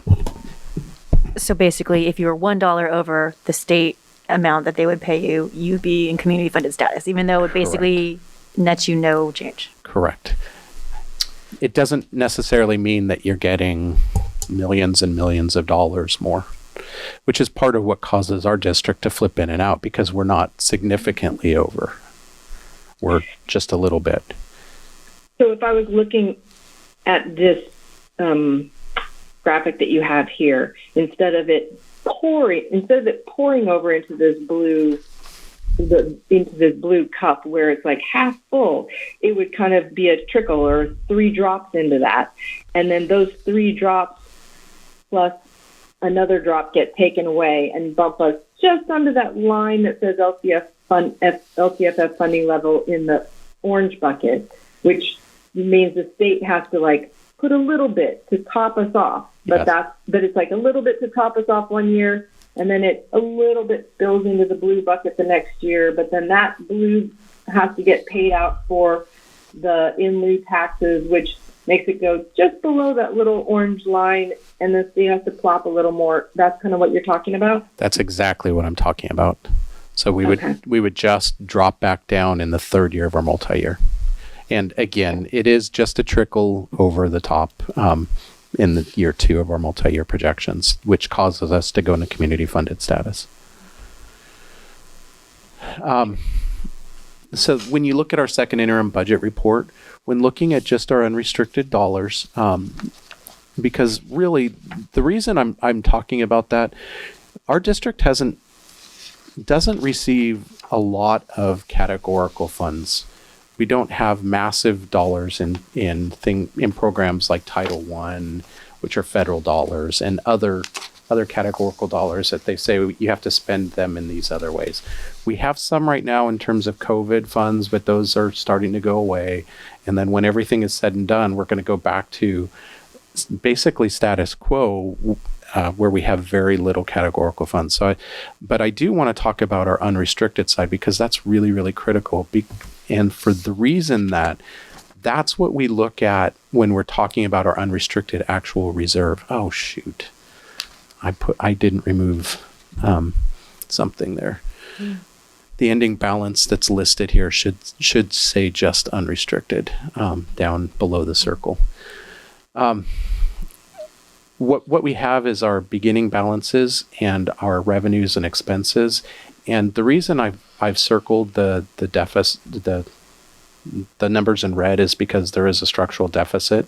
And I also want to point out that our reserves go from 25.71, which is where we closed the books last year, down to 13.54 because of the structural deficit. And to kind of simplify that, this is that same data, it's just showing revenues and expenses. So I want to point out, because oftentimes people talk about the district's reserves and having a lot of funds. We do have a structural deficit we need to take a look at and address. And the one benefit of having the reserve is it gives you time to look at that. If you don't have the reserve, you don't have that ability. You lost me there. We are operating at a deficit today. And because we're going down, and we have a higher starting point in terms of what our fund balance is, which is 25.71%, you still have time in order to address those deficits as they move forward. Okay. If I'm sitting at 10% right now, which would be the 3% required minimum reserve plus the board 7%, that's a total of 10, then I wouldn't have this ability. We'd have to be making the cuts right now. We'd have to be So in other words, we're already spending down our reserves. We're already in a structural deficit situation where if doing nothing, we are slowly sucking away. Those reserves are basically going down already. Correct. That's actually one of the things that I learned as a new board president, as I get a letter from Marin County Office of Ed, and it's a very, very nice 6 or 7 page letter about our budget. And one of the things that it said in there was that we needed to look at addressing how we're going to fix our structural deficit. I was like, ooh, but yeah. And that's one of the things, again, the County Office of Education under AB 1200, we are required to provide the county office our budget, and they have a requirement to then review it and tell us what they see within the budget. And the reason is that they want to ensure that the district doesn't spend more than they can afford. Because ultimately that comes back to the state level, and there have been districts that have had to go to the state looking for loans, and that's what actually caused AB 1200 to come into existence. So,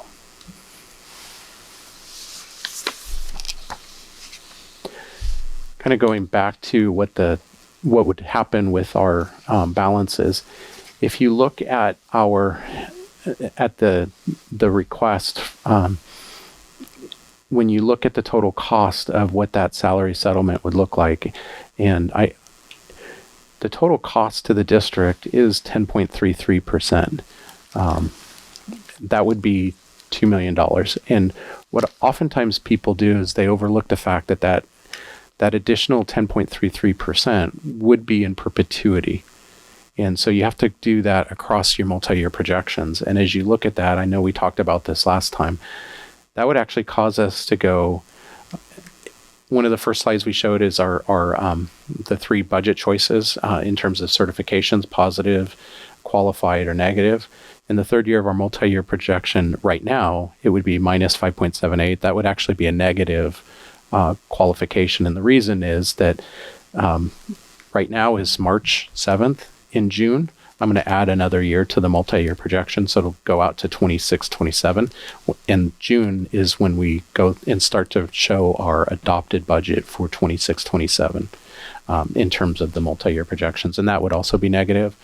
And so the district would have to cut $3.14 million.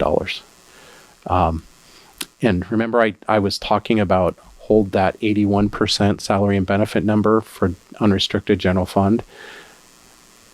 Let's just use 80%, and let's use expenses of just $15 million. What is the remaining portion that's non-salary benefits is 20%, right? 20% of 15 million is what? $3 million.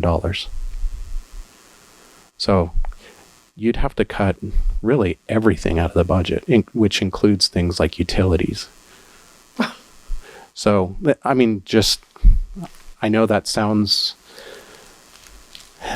there and wild, but when we talk about making decisions, those are part of the decisions that we have to look at is what are the total expenses we have. And so these are big numbers. And I don't know if this is the place, but if the salary request was something less than 10.3 total, that's our cost, is what you just said. What if it was 4% or 6%? Where does that put us with our reserves? And we're still operating at a structural deficit. It's increasing that. So have we looked at those numbers? I don't have them in front of me, but as you start to get into those, even at 6%, I believe it's from my memory, you're looking at something that could be negative as well. So that those are important things to understand. And then when we're negative,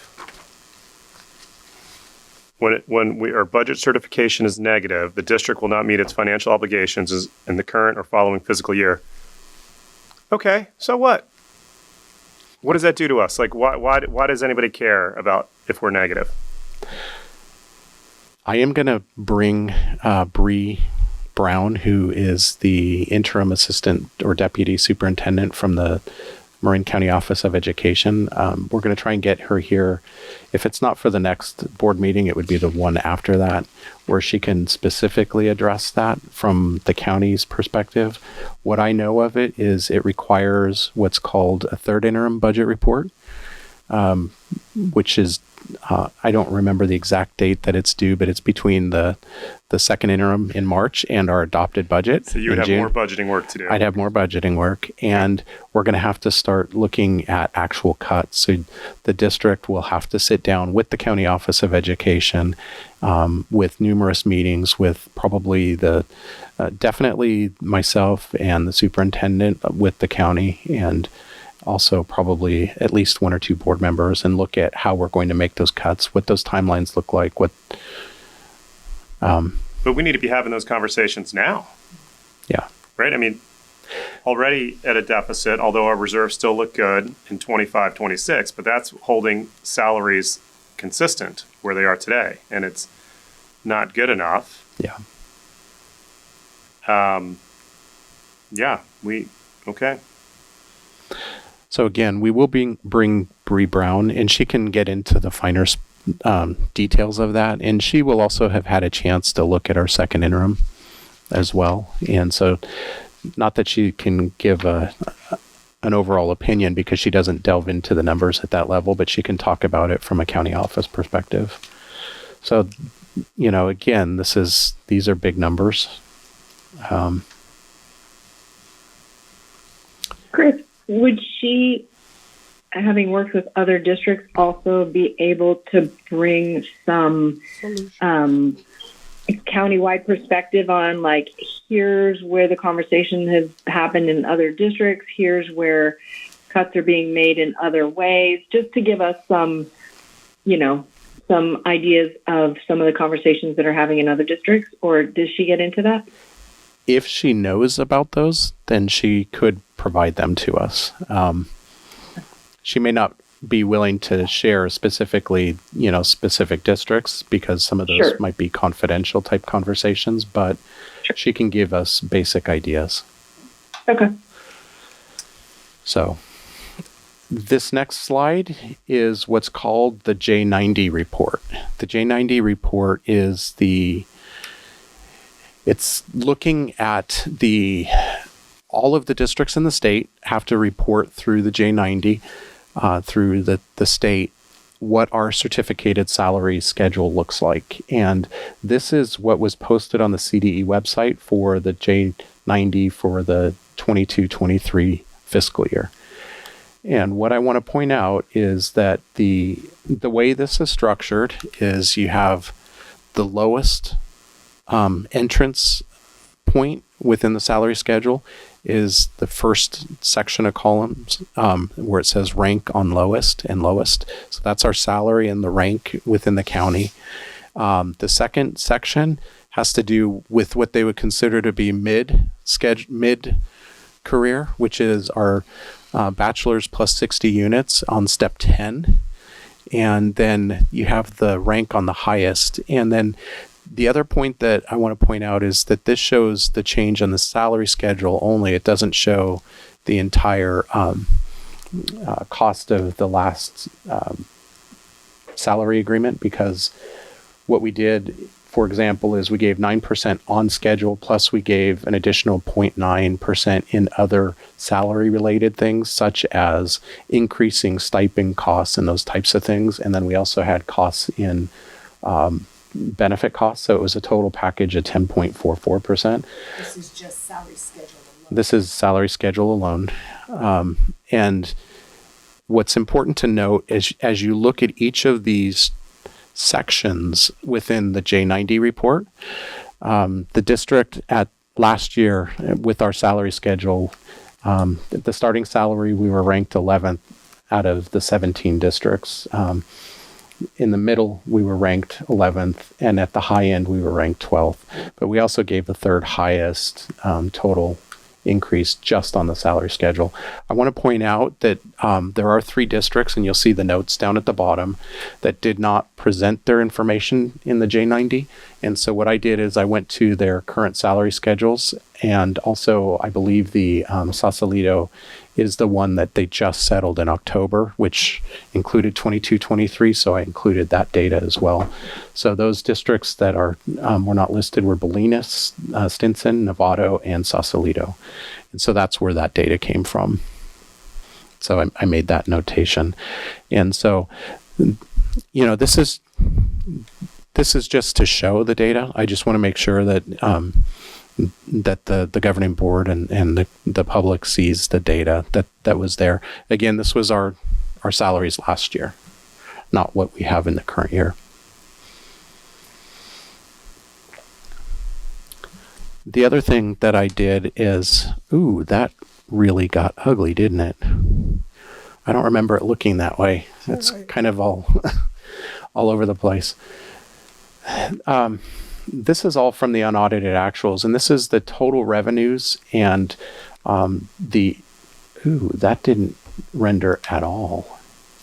Yeah, the total revenues per ADA should be in amounts. As a matter of fact, Ross Valley, I don't know what that means 15. Yeah, this got all skewed. I don't remember it looking like that.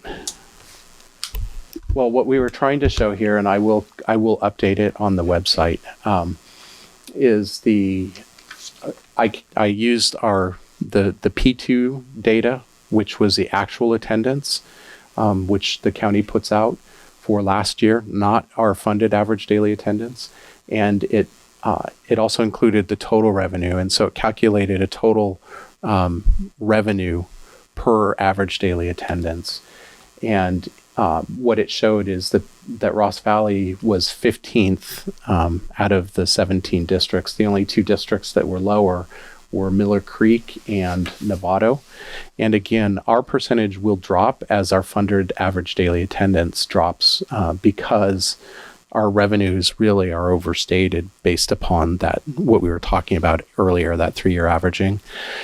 And the other thing that is important to note is that the county average per general fund revenue per ADA was $22,639.21. The Ross Valley number, and again, I will correct this, I apologize. The RVSD revenue per ADA was $18,886. And so that variance just from the average is $3,752.50. And so that's how much more per child we would receive if we were just at the county average. And when you multiply that times our average daily attendance, that means that just to get us to the county average per child would actually be, for revenues, it would be $6 million. So I'm going to come from I'm still learning here. Yeah, no, I understand. Why do we have so many districts in an area, to me, that maybe my years in New York are too big, but this is like Mayberry RFD, and there's like 20 school districts here. Yeah. And yet there's it's like splitting hairs on a bald man. And I'm trying to figure out, has there been any consideration, even though I know that you would lose funding per pupil, to combine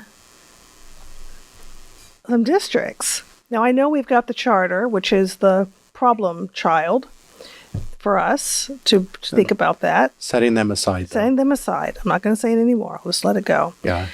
But has there been any consideration about what would consolidation look like? What would I'm getting smiles and looks right now. I think Shelley.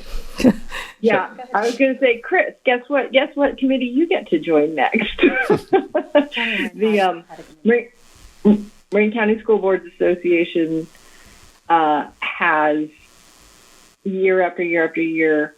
There was a countywide school board association efficiency and effectiveness committee that did a study on this maybe 10, 13 years ago.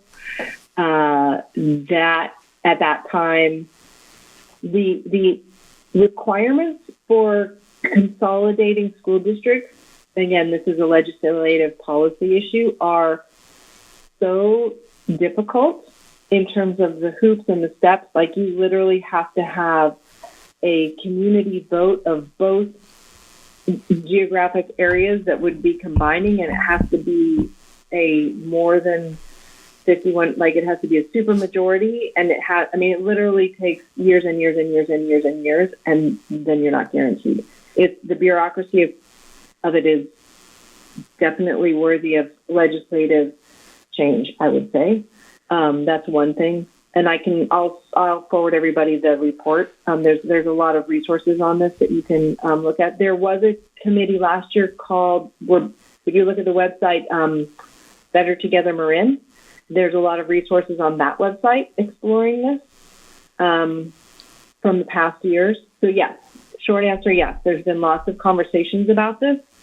No solutions other than various bodies deciding that the best we can do at the moment is looking at shared services and efficiency through different kinds of shared services to save money in that way.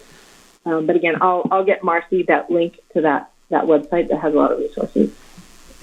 And so about 14 years ago, I was in an elementary district just as we are here, and we had a high school district similar to TAM.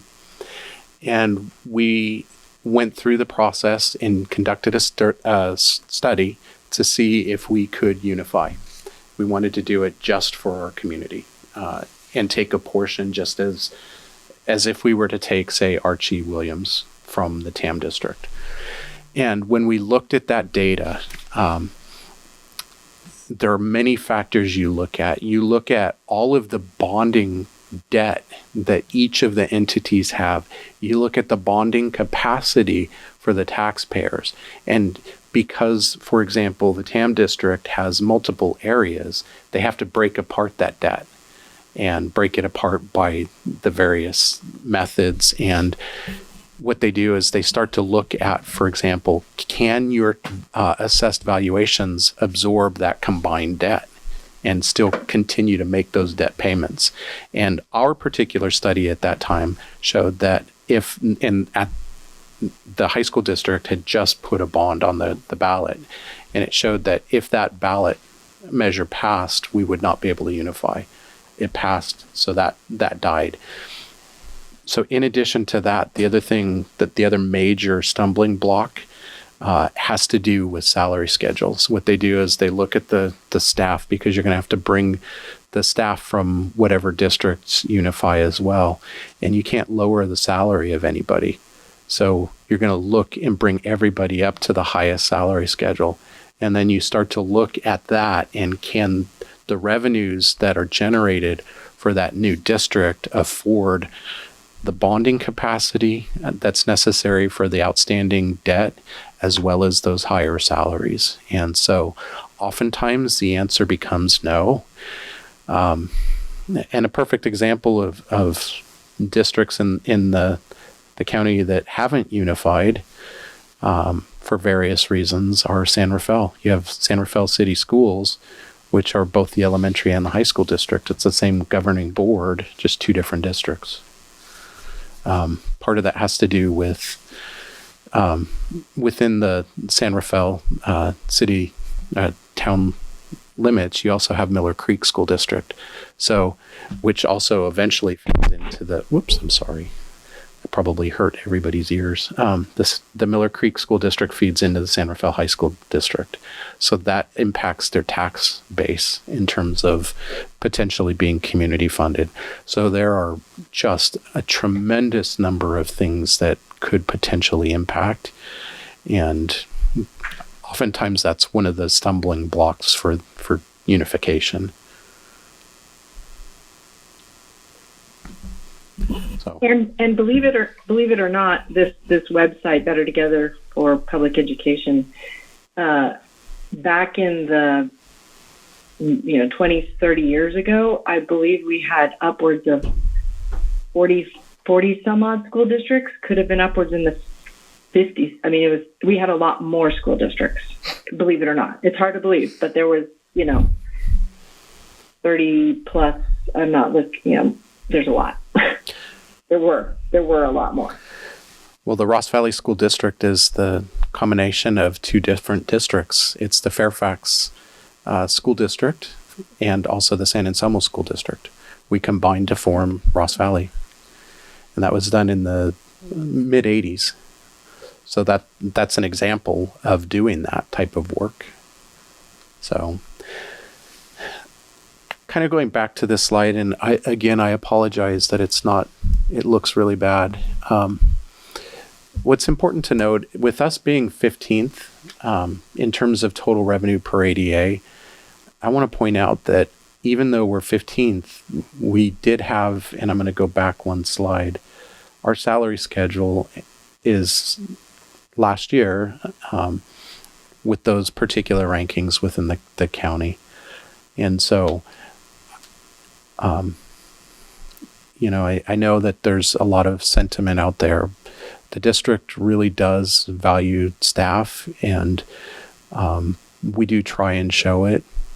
And, I think that this helps to identify that. It doesn't mean that that the district, by any stretch of the imagination, is perfect, or that we don't have room, but to look at some of those other things. But those are,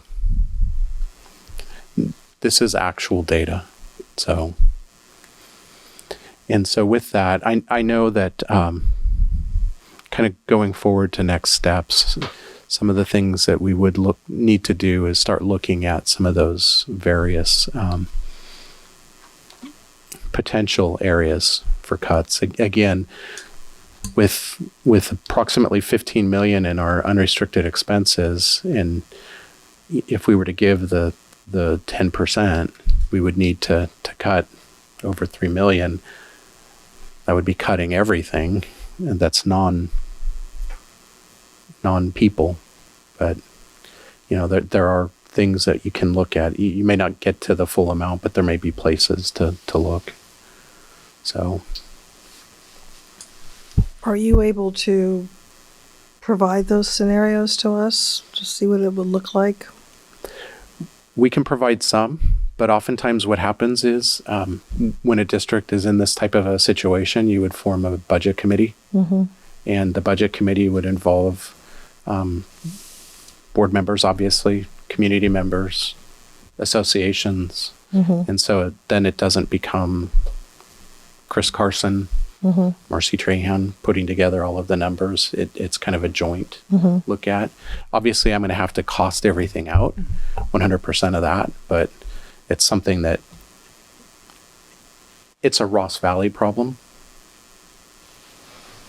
Chris, what is the process for putting together a committee like that in terms of how does a committee like that get formed? How long what do they do if we were to do that? What does that look like? I would have to look at if we have any specific rules within our board policies that says that this is what our committee would look like. I don't recall off the top of my head. Oftentimes you have a set number of staff that you invite, and then both from both bargaining units, you have district administration, you have community, and you generally make it open to the public. And then you would form an agenda, and you would start talking about various things, and you have a set schedule, and then you would bring back It's you could call them recommendations, but they're not really. They're ideas that then the governing board takes a look at, and then you start to prioritize. How do you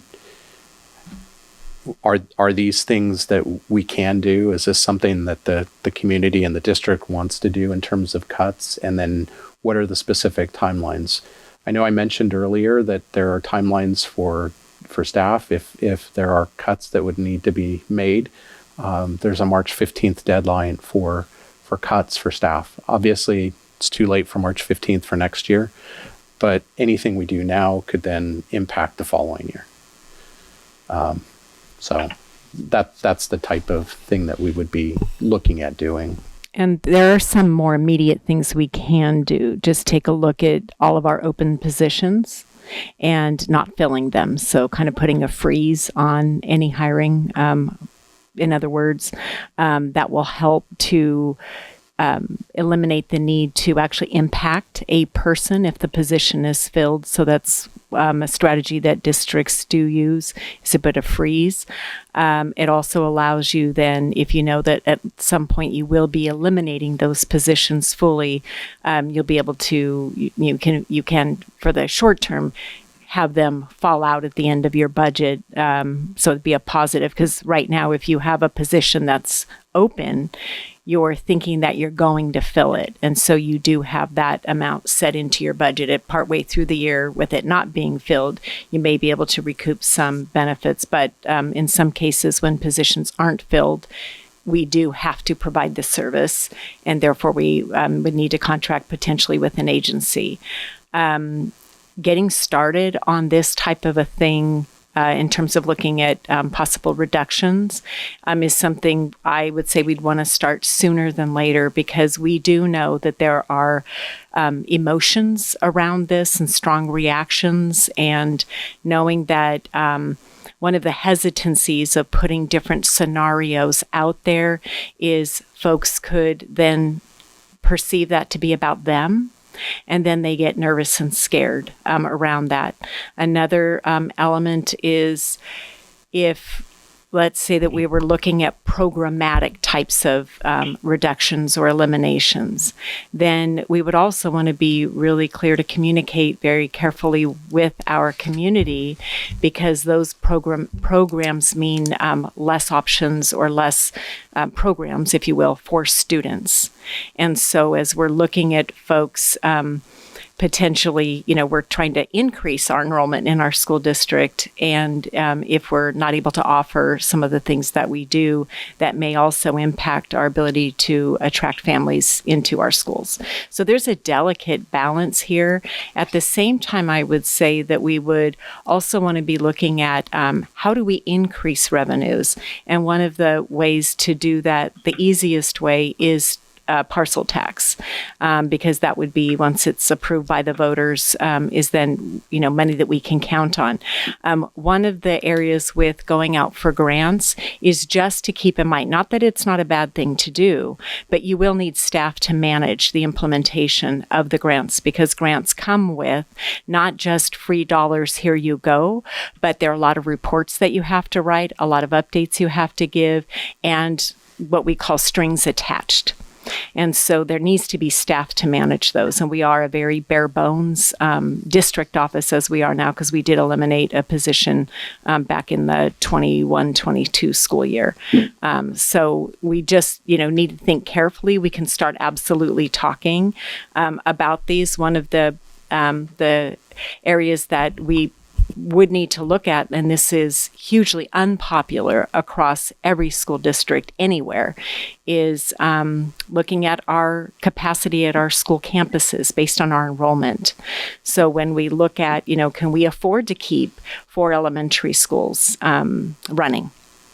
And what would that look like were we to look at consolidating our schools? That isn't something that I would at all recommend. That would be like a last effort that we would ever need to do.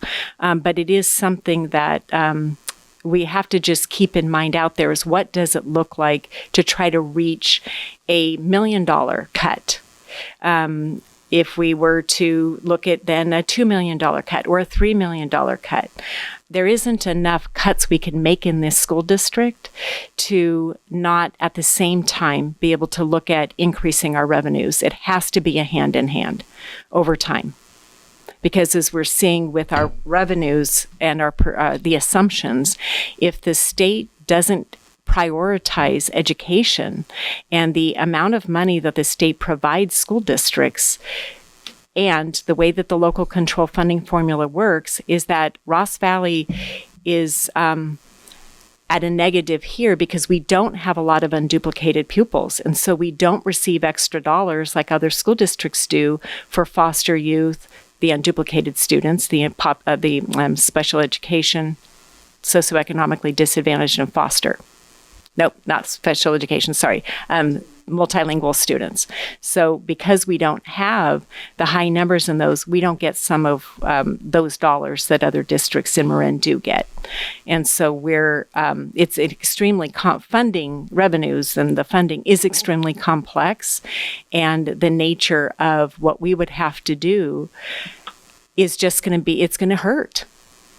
And a parcel tax does increase the amount of taxes that our community members do pay on their properties. So hopefully, if we get to that, it's not an if, it's a when we get to the point of needing to pass another parcel tax, we will have community support for that. I mean, I don't see any other way around it. Right now, the parcel tax, it's about $4.5 million this year, right? 4.6. Goes up a little bit. So my question earlier was going to be, what would this district look like if we didn't have a parcel tax? If we were just operating on what the state was giving us, right? I mean, that's bonkers, right? Yes. But maybe we have to get there, just to hey, this is what the state's given us. Here's what our school district would look like. Okay, and I wasn't part of the last parcel tax.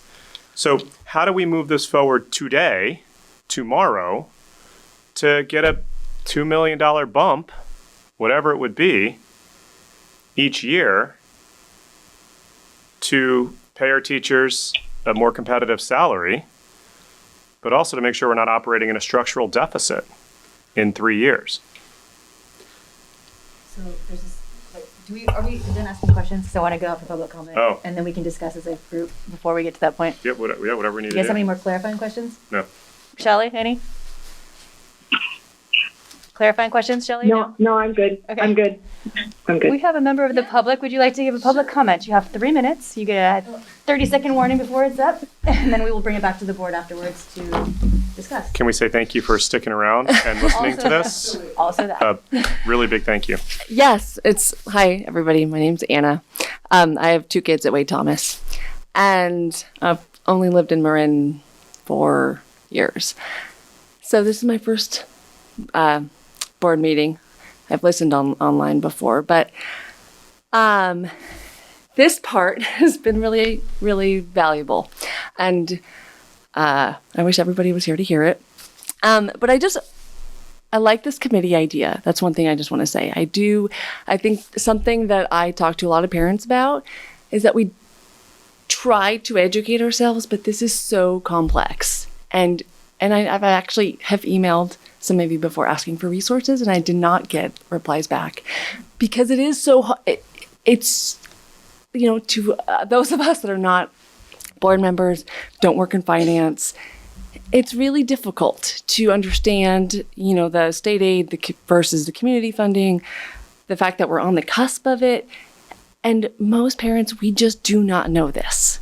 And we all want the teachers, we're in support of making more money, of course, but we don't know all of this. So, and I know there's been some information that comes out on Parent Square, but I think however we can reiterate it more so that parents and community and teachers that we're hearing it in an organized, clear way, as well as what can we do in the broader scope.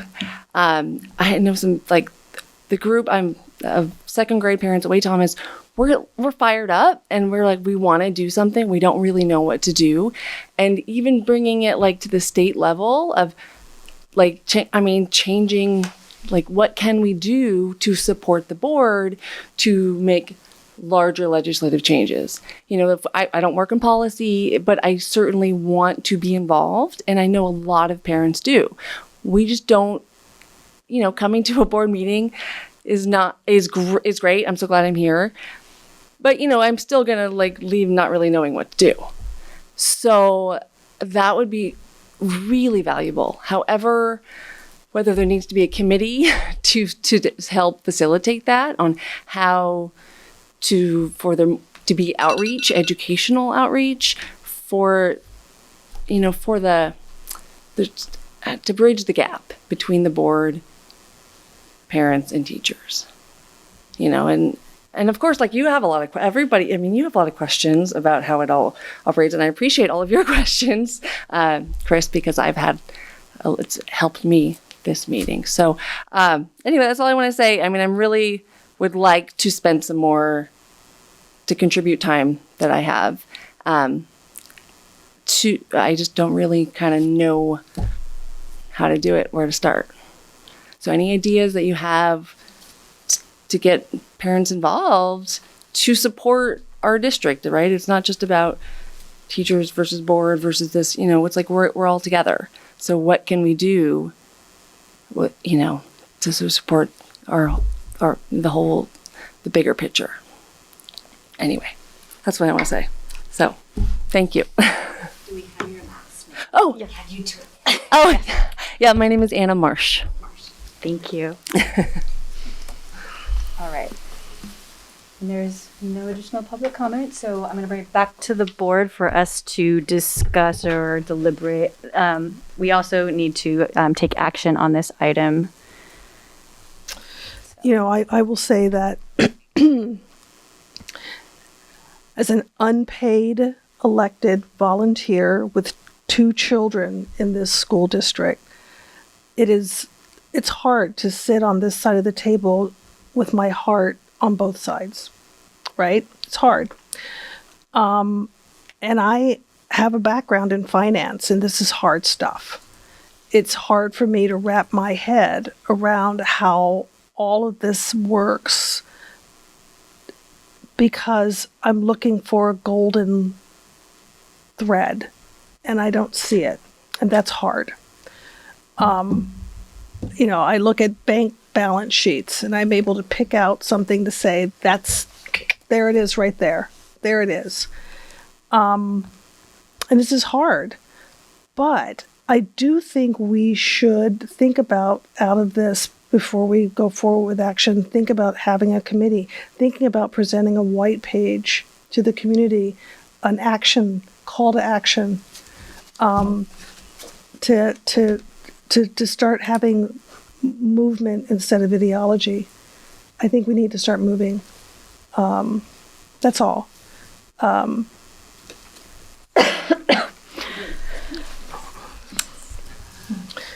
Chris, I just want to join in and echo that, and thank you for putting it that way. And I know this is, we are, we do need to move forward on our second interim budget, and I agree with you and would encourage us to start that committee process, start this conversation. It's clear that it's not going to be one thing. It's going to be multiple things that we have to do to both reduce expenses, increase revenues. It's not going to be one thing that the board can do. It's going to be multiple groups of us involved, taking multiple different actions. It's going to take families talking to their neighbors to increase our enrollment. It's going to take teachers talking to their families to increase ADA. It's going to take teachers associations talking to state policymakers to make long-term changes. It's going to take us making difficult, heart-wrenching budget cuts. It's going to take a lot of actions by a lot of different people, and to me, that indicates that we need to start that budget committee process. Yeah, and I think as we start to look at planning for future meetings. And in all of this, we are looking for a new leader who is taking all of this on. We're quite at a crossroads here, speaking of legacy of which we shall leave and live within. But I think we should start agendizing how to go forward. So I'm going to leave it at that. And we're doers. We're all doers. So I have faith in us that we're going to.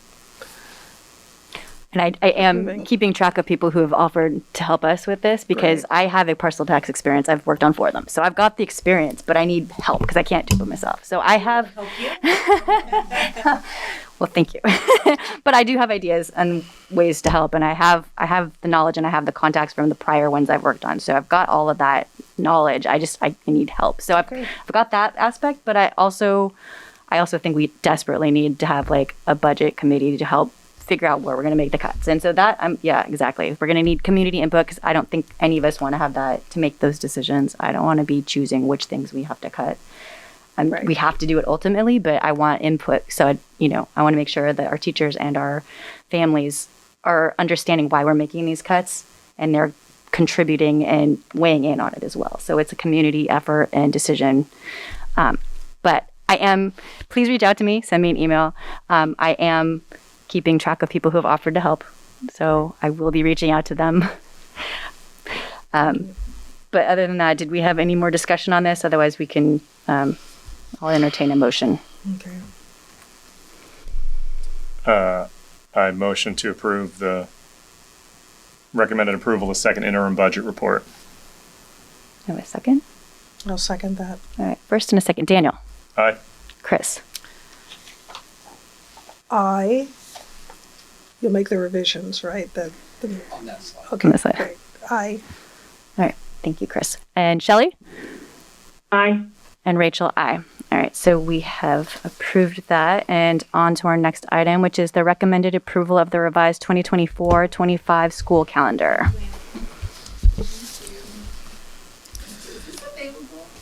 It's online. It is yeah. So if you go to the email that Teresa sent regarding the board meeting, you'll have a link there to it. Yeah, to the agenda. It's not there yet. Oh, well. The agenda's there, but I didn't see this. Oh, that's not up yet? Okay, it'll be up soon. Okay. Okay. Thank you. So my understanding, we're just changing October 3rd, right? We're changing one date for the calendar. That's it. Okay. Correct. All right. Well, I will make a motion to approve the revised 2024-25 school calendar. And just to note, we have no public to make public comment. So there's that. I have a motion. Do I have a second? I will second it. All right, a motion and a second. Chris? Aye. Daniel? Aye. Shelley? Aye. Rachel? Aye. All right, approved. And next item is consent actions. So unless anybody wants to discuss any of those items, I will entertain a motion. I will second. I'll entertain it. Oh, you'll entertain it. I'll entertain it. Sorry. Sorry about that. That's okay. A little tired now. It's past my bedtime. I will make a motion to approve the consent actions listed, 1 through 6. Great. Do I have a second? I will second it. Ooh, Daniel beat you. All right. No, that's fine. Go for it, Daniel. All right, Chris? Aye. Daniel? Aye. Shelley? Aye. Rachel, aye. All right, so our consent actions are approved. Moving on to board business, I have committee updates and reports and announcements by trustees. I have not done anything, so I have nothing to report. Since last week. Since last week, yeah, exactly. I have nothing exciting to report myself from last week. Daniel, anything? No, nothing. Okay. Shelley? No, nothing. All right. So moving on is approval of the regular meeting minutes for February 28th, 2024. I will make a motion to approve the regular meeting minutes from the meeting from February 28th. I found no discrepancies. Great. And still have no public. So do I have a second? I will second it. Great. Chris? Aye. Daniel? Aye. Shelley? Aye. Rachel? Aye. Okay, so, and next item is superintendent and cabinet reports. I think given that we just had a meeting last week, unless anybody has anything Unless anybody, since we just had a meeting last week, if we don't have anything to share since then, we can forego this item this evening. All right, thank you. And the next item is future board topics and board direction. I think we've kind of given direction. You clear on that? Okay, awesome. Meeting debrief, anything to discuss, comments? It was hard. Yeah, it was really It was tough. hard. That's all. And Yeah. I really hope that people know that we want so much to do what we can do, and we will go the distance to try to make it happen. I mean, it was hard. It was a hard meeting for me personally. I agree. Especially seeing so many teachers and parents that I know and that have been with my kids, taught my kids. It's like, it's really tough. But I think we've got a path to try and figure out a way to help. Yep, that's what we've got to do. That's our job. So let's, sleeves are rolled up. Yep. Yeah, I would agree. I think starting this budget committee process is going to help have a dialogue about this. So it's an engagement rather than just a 3-minute podium kind of thing. Yeah, for sure. I would also like to maybe do a workshop at some point on budgeting, maybe to help with that whole idea of educating, because it's clear that this is a really complex topic as far as the budget goes. I want to make sure that we're explaining things along the way, why we have to make cuts or why we have to do a partial tax, things like that impact people, to kind of make it bring everybody along so they know what we're doing and why.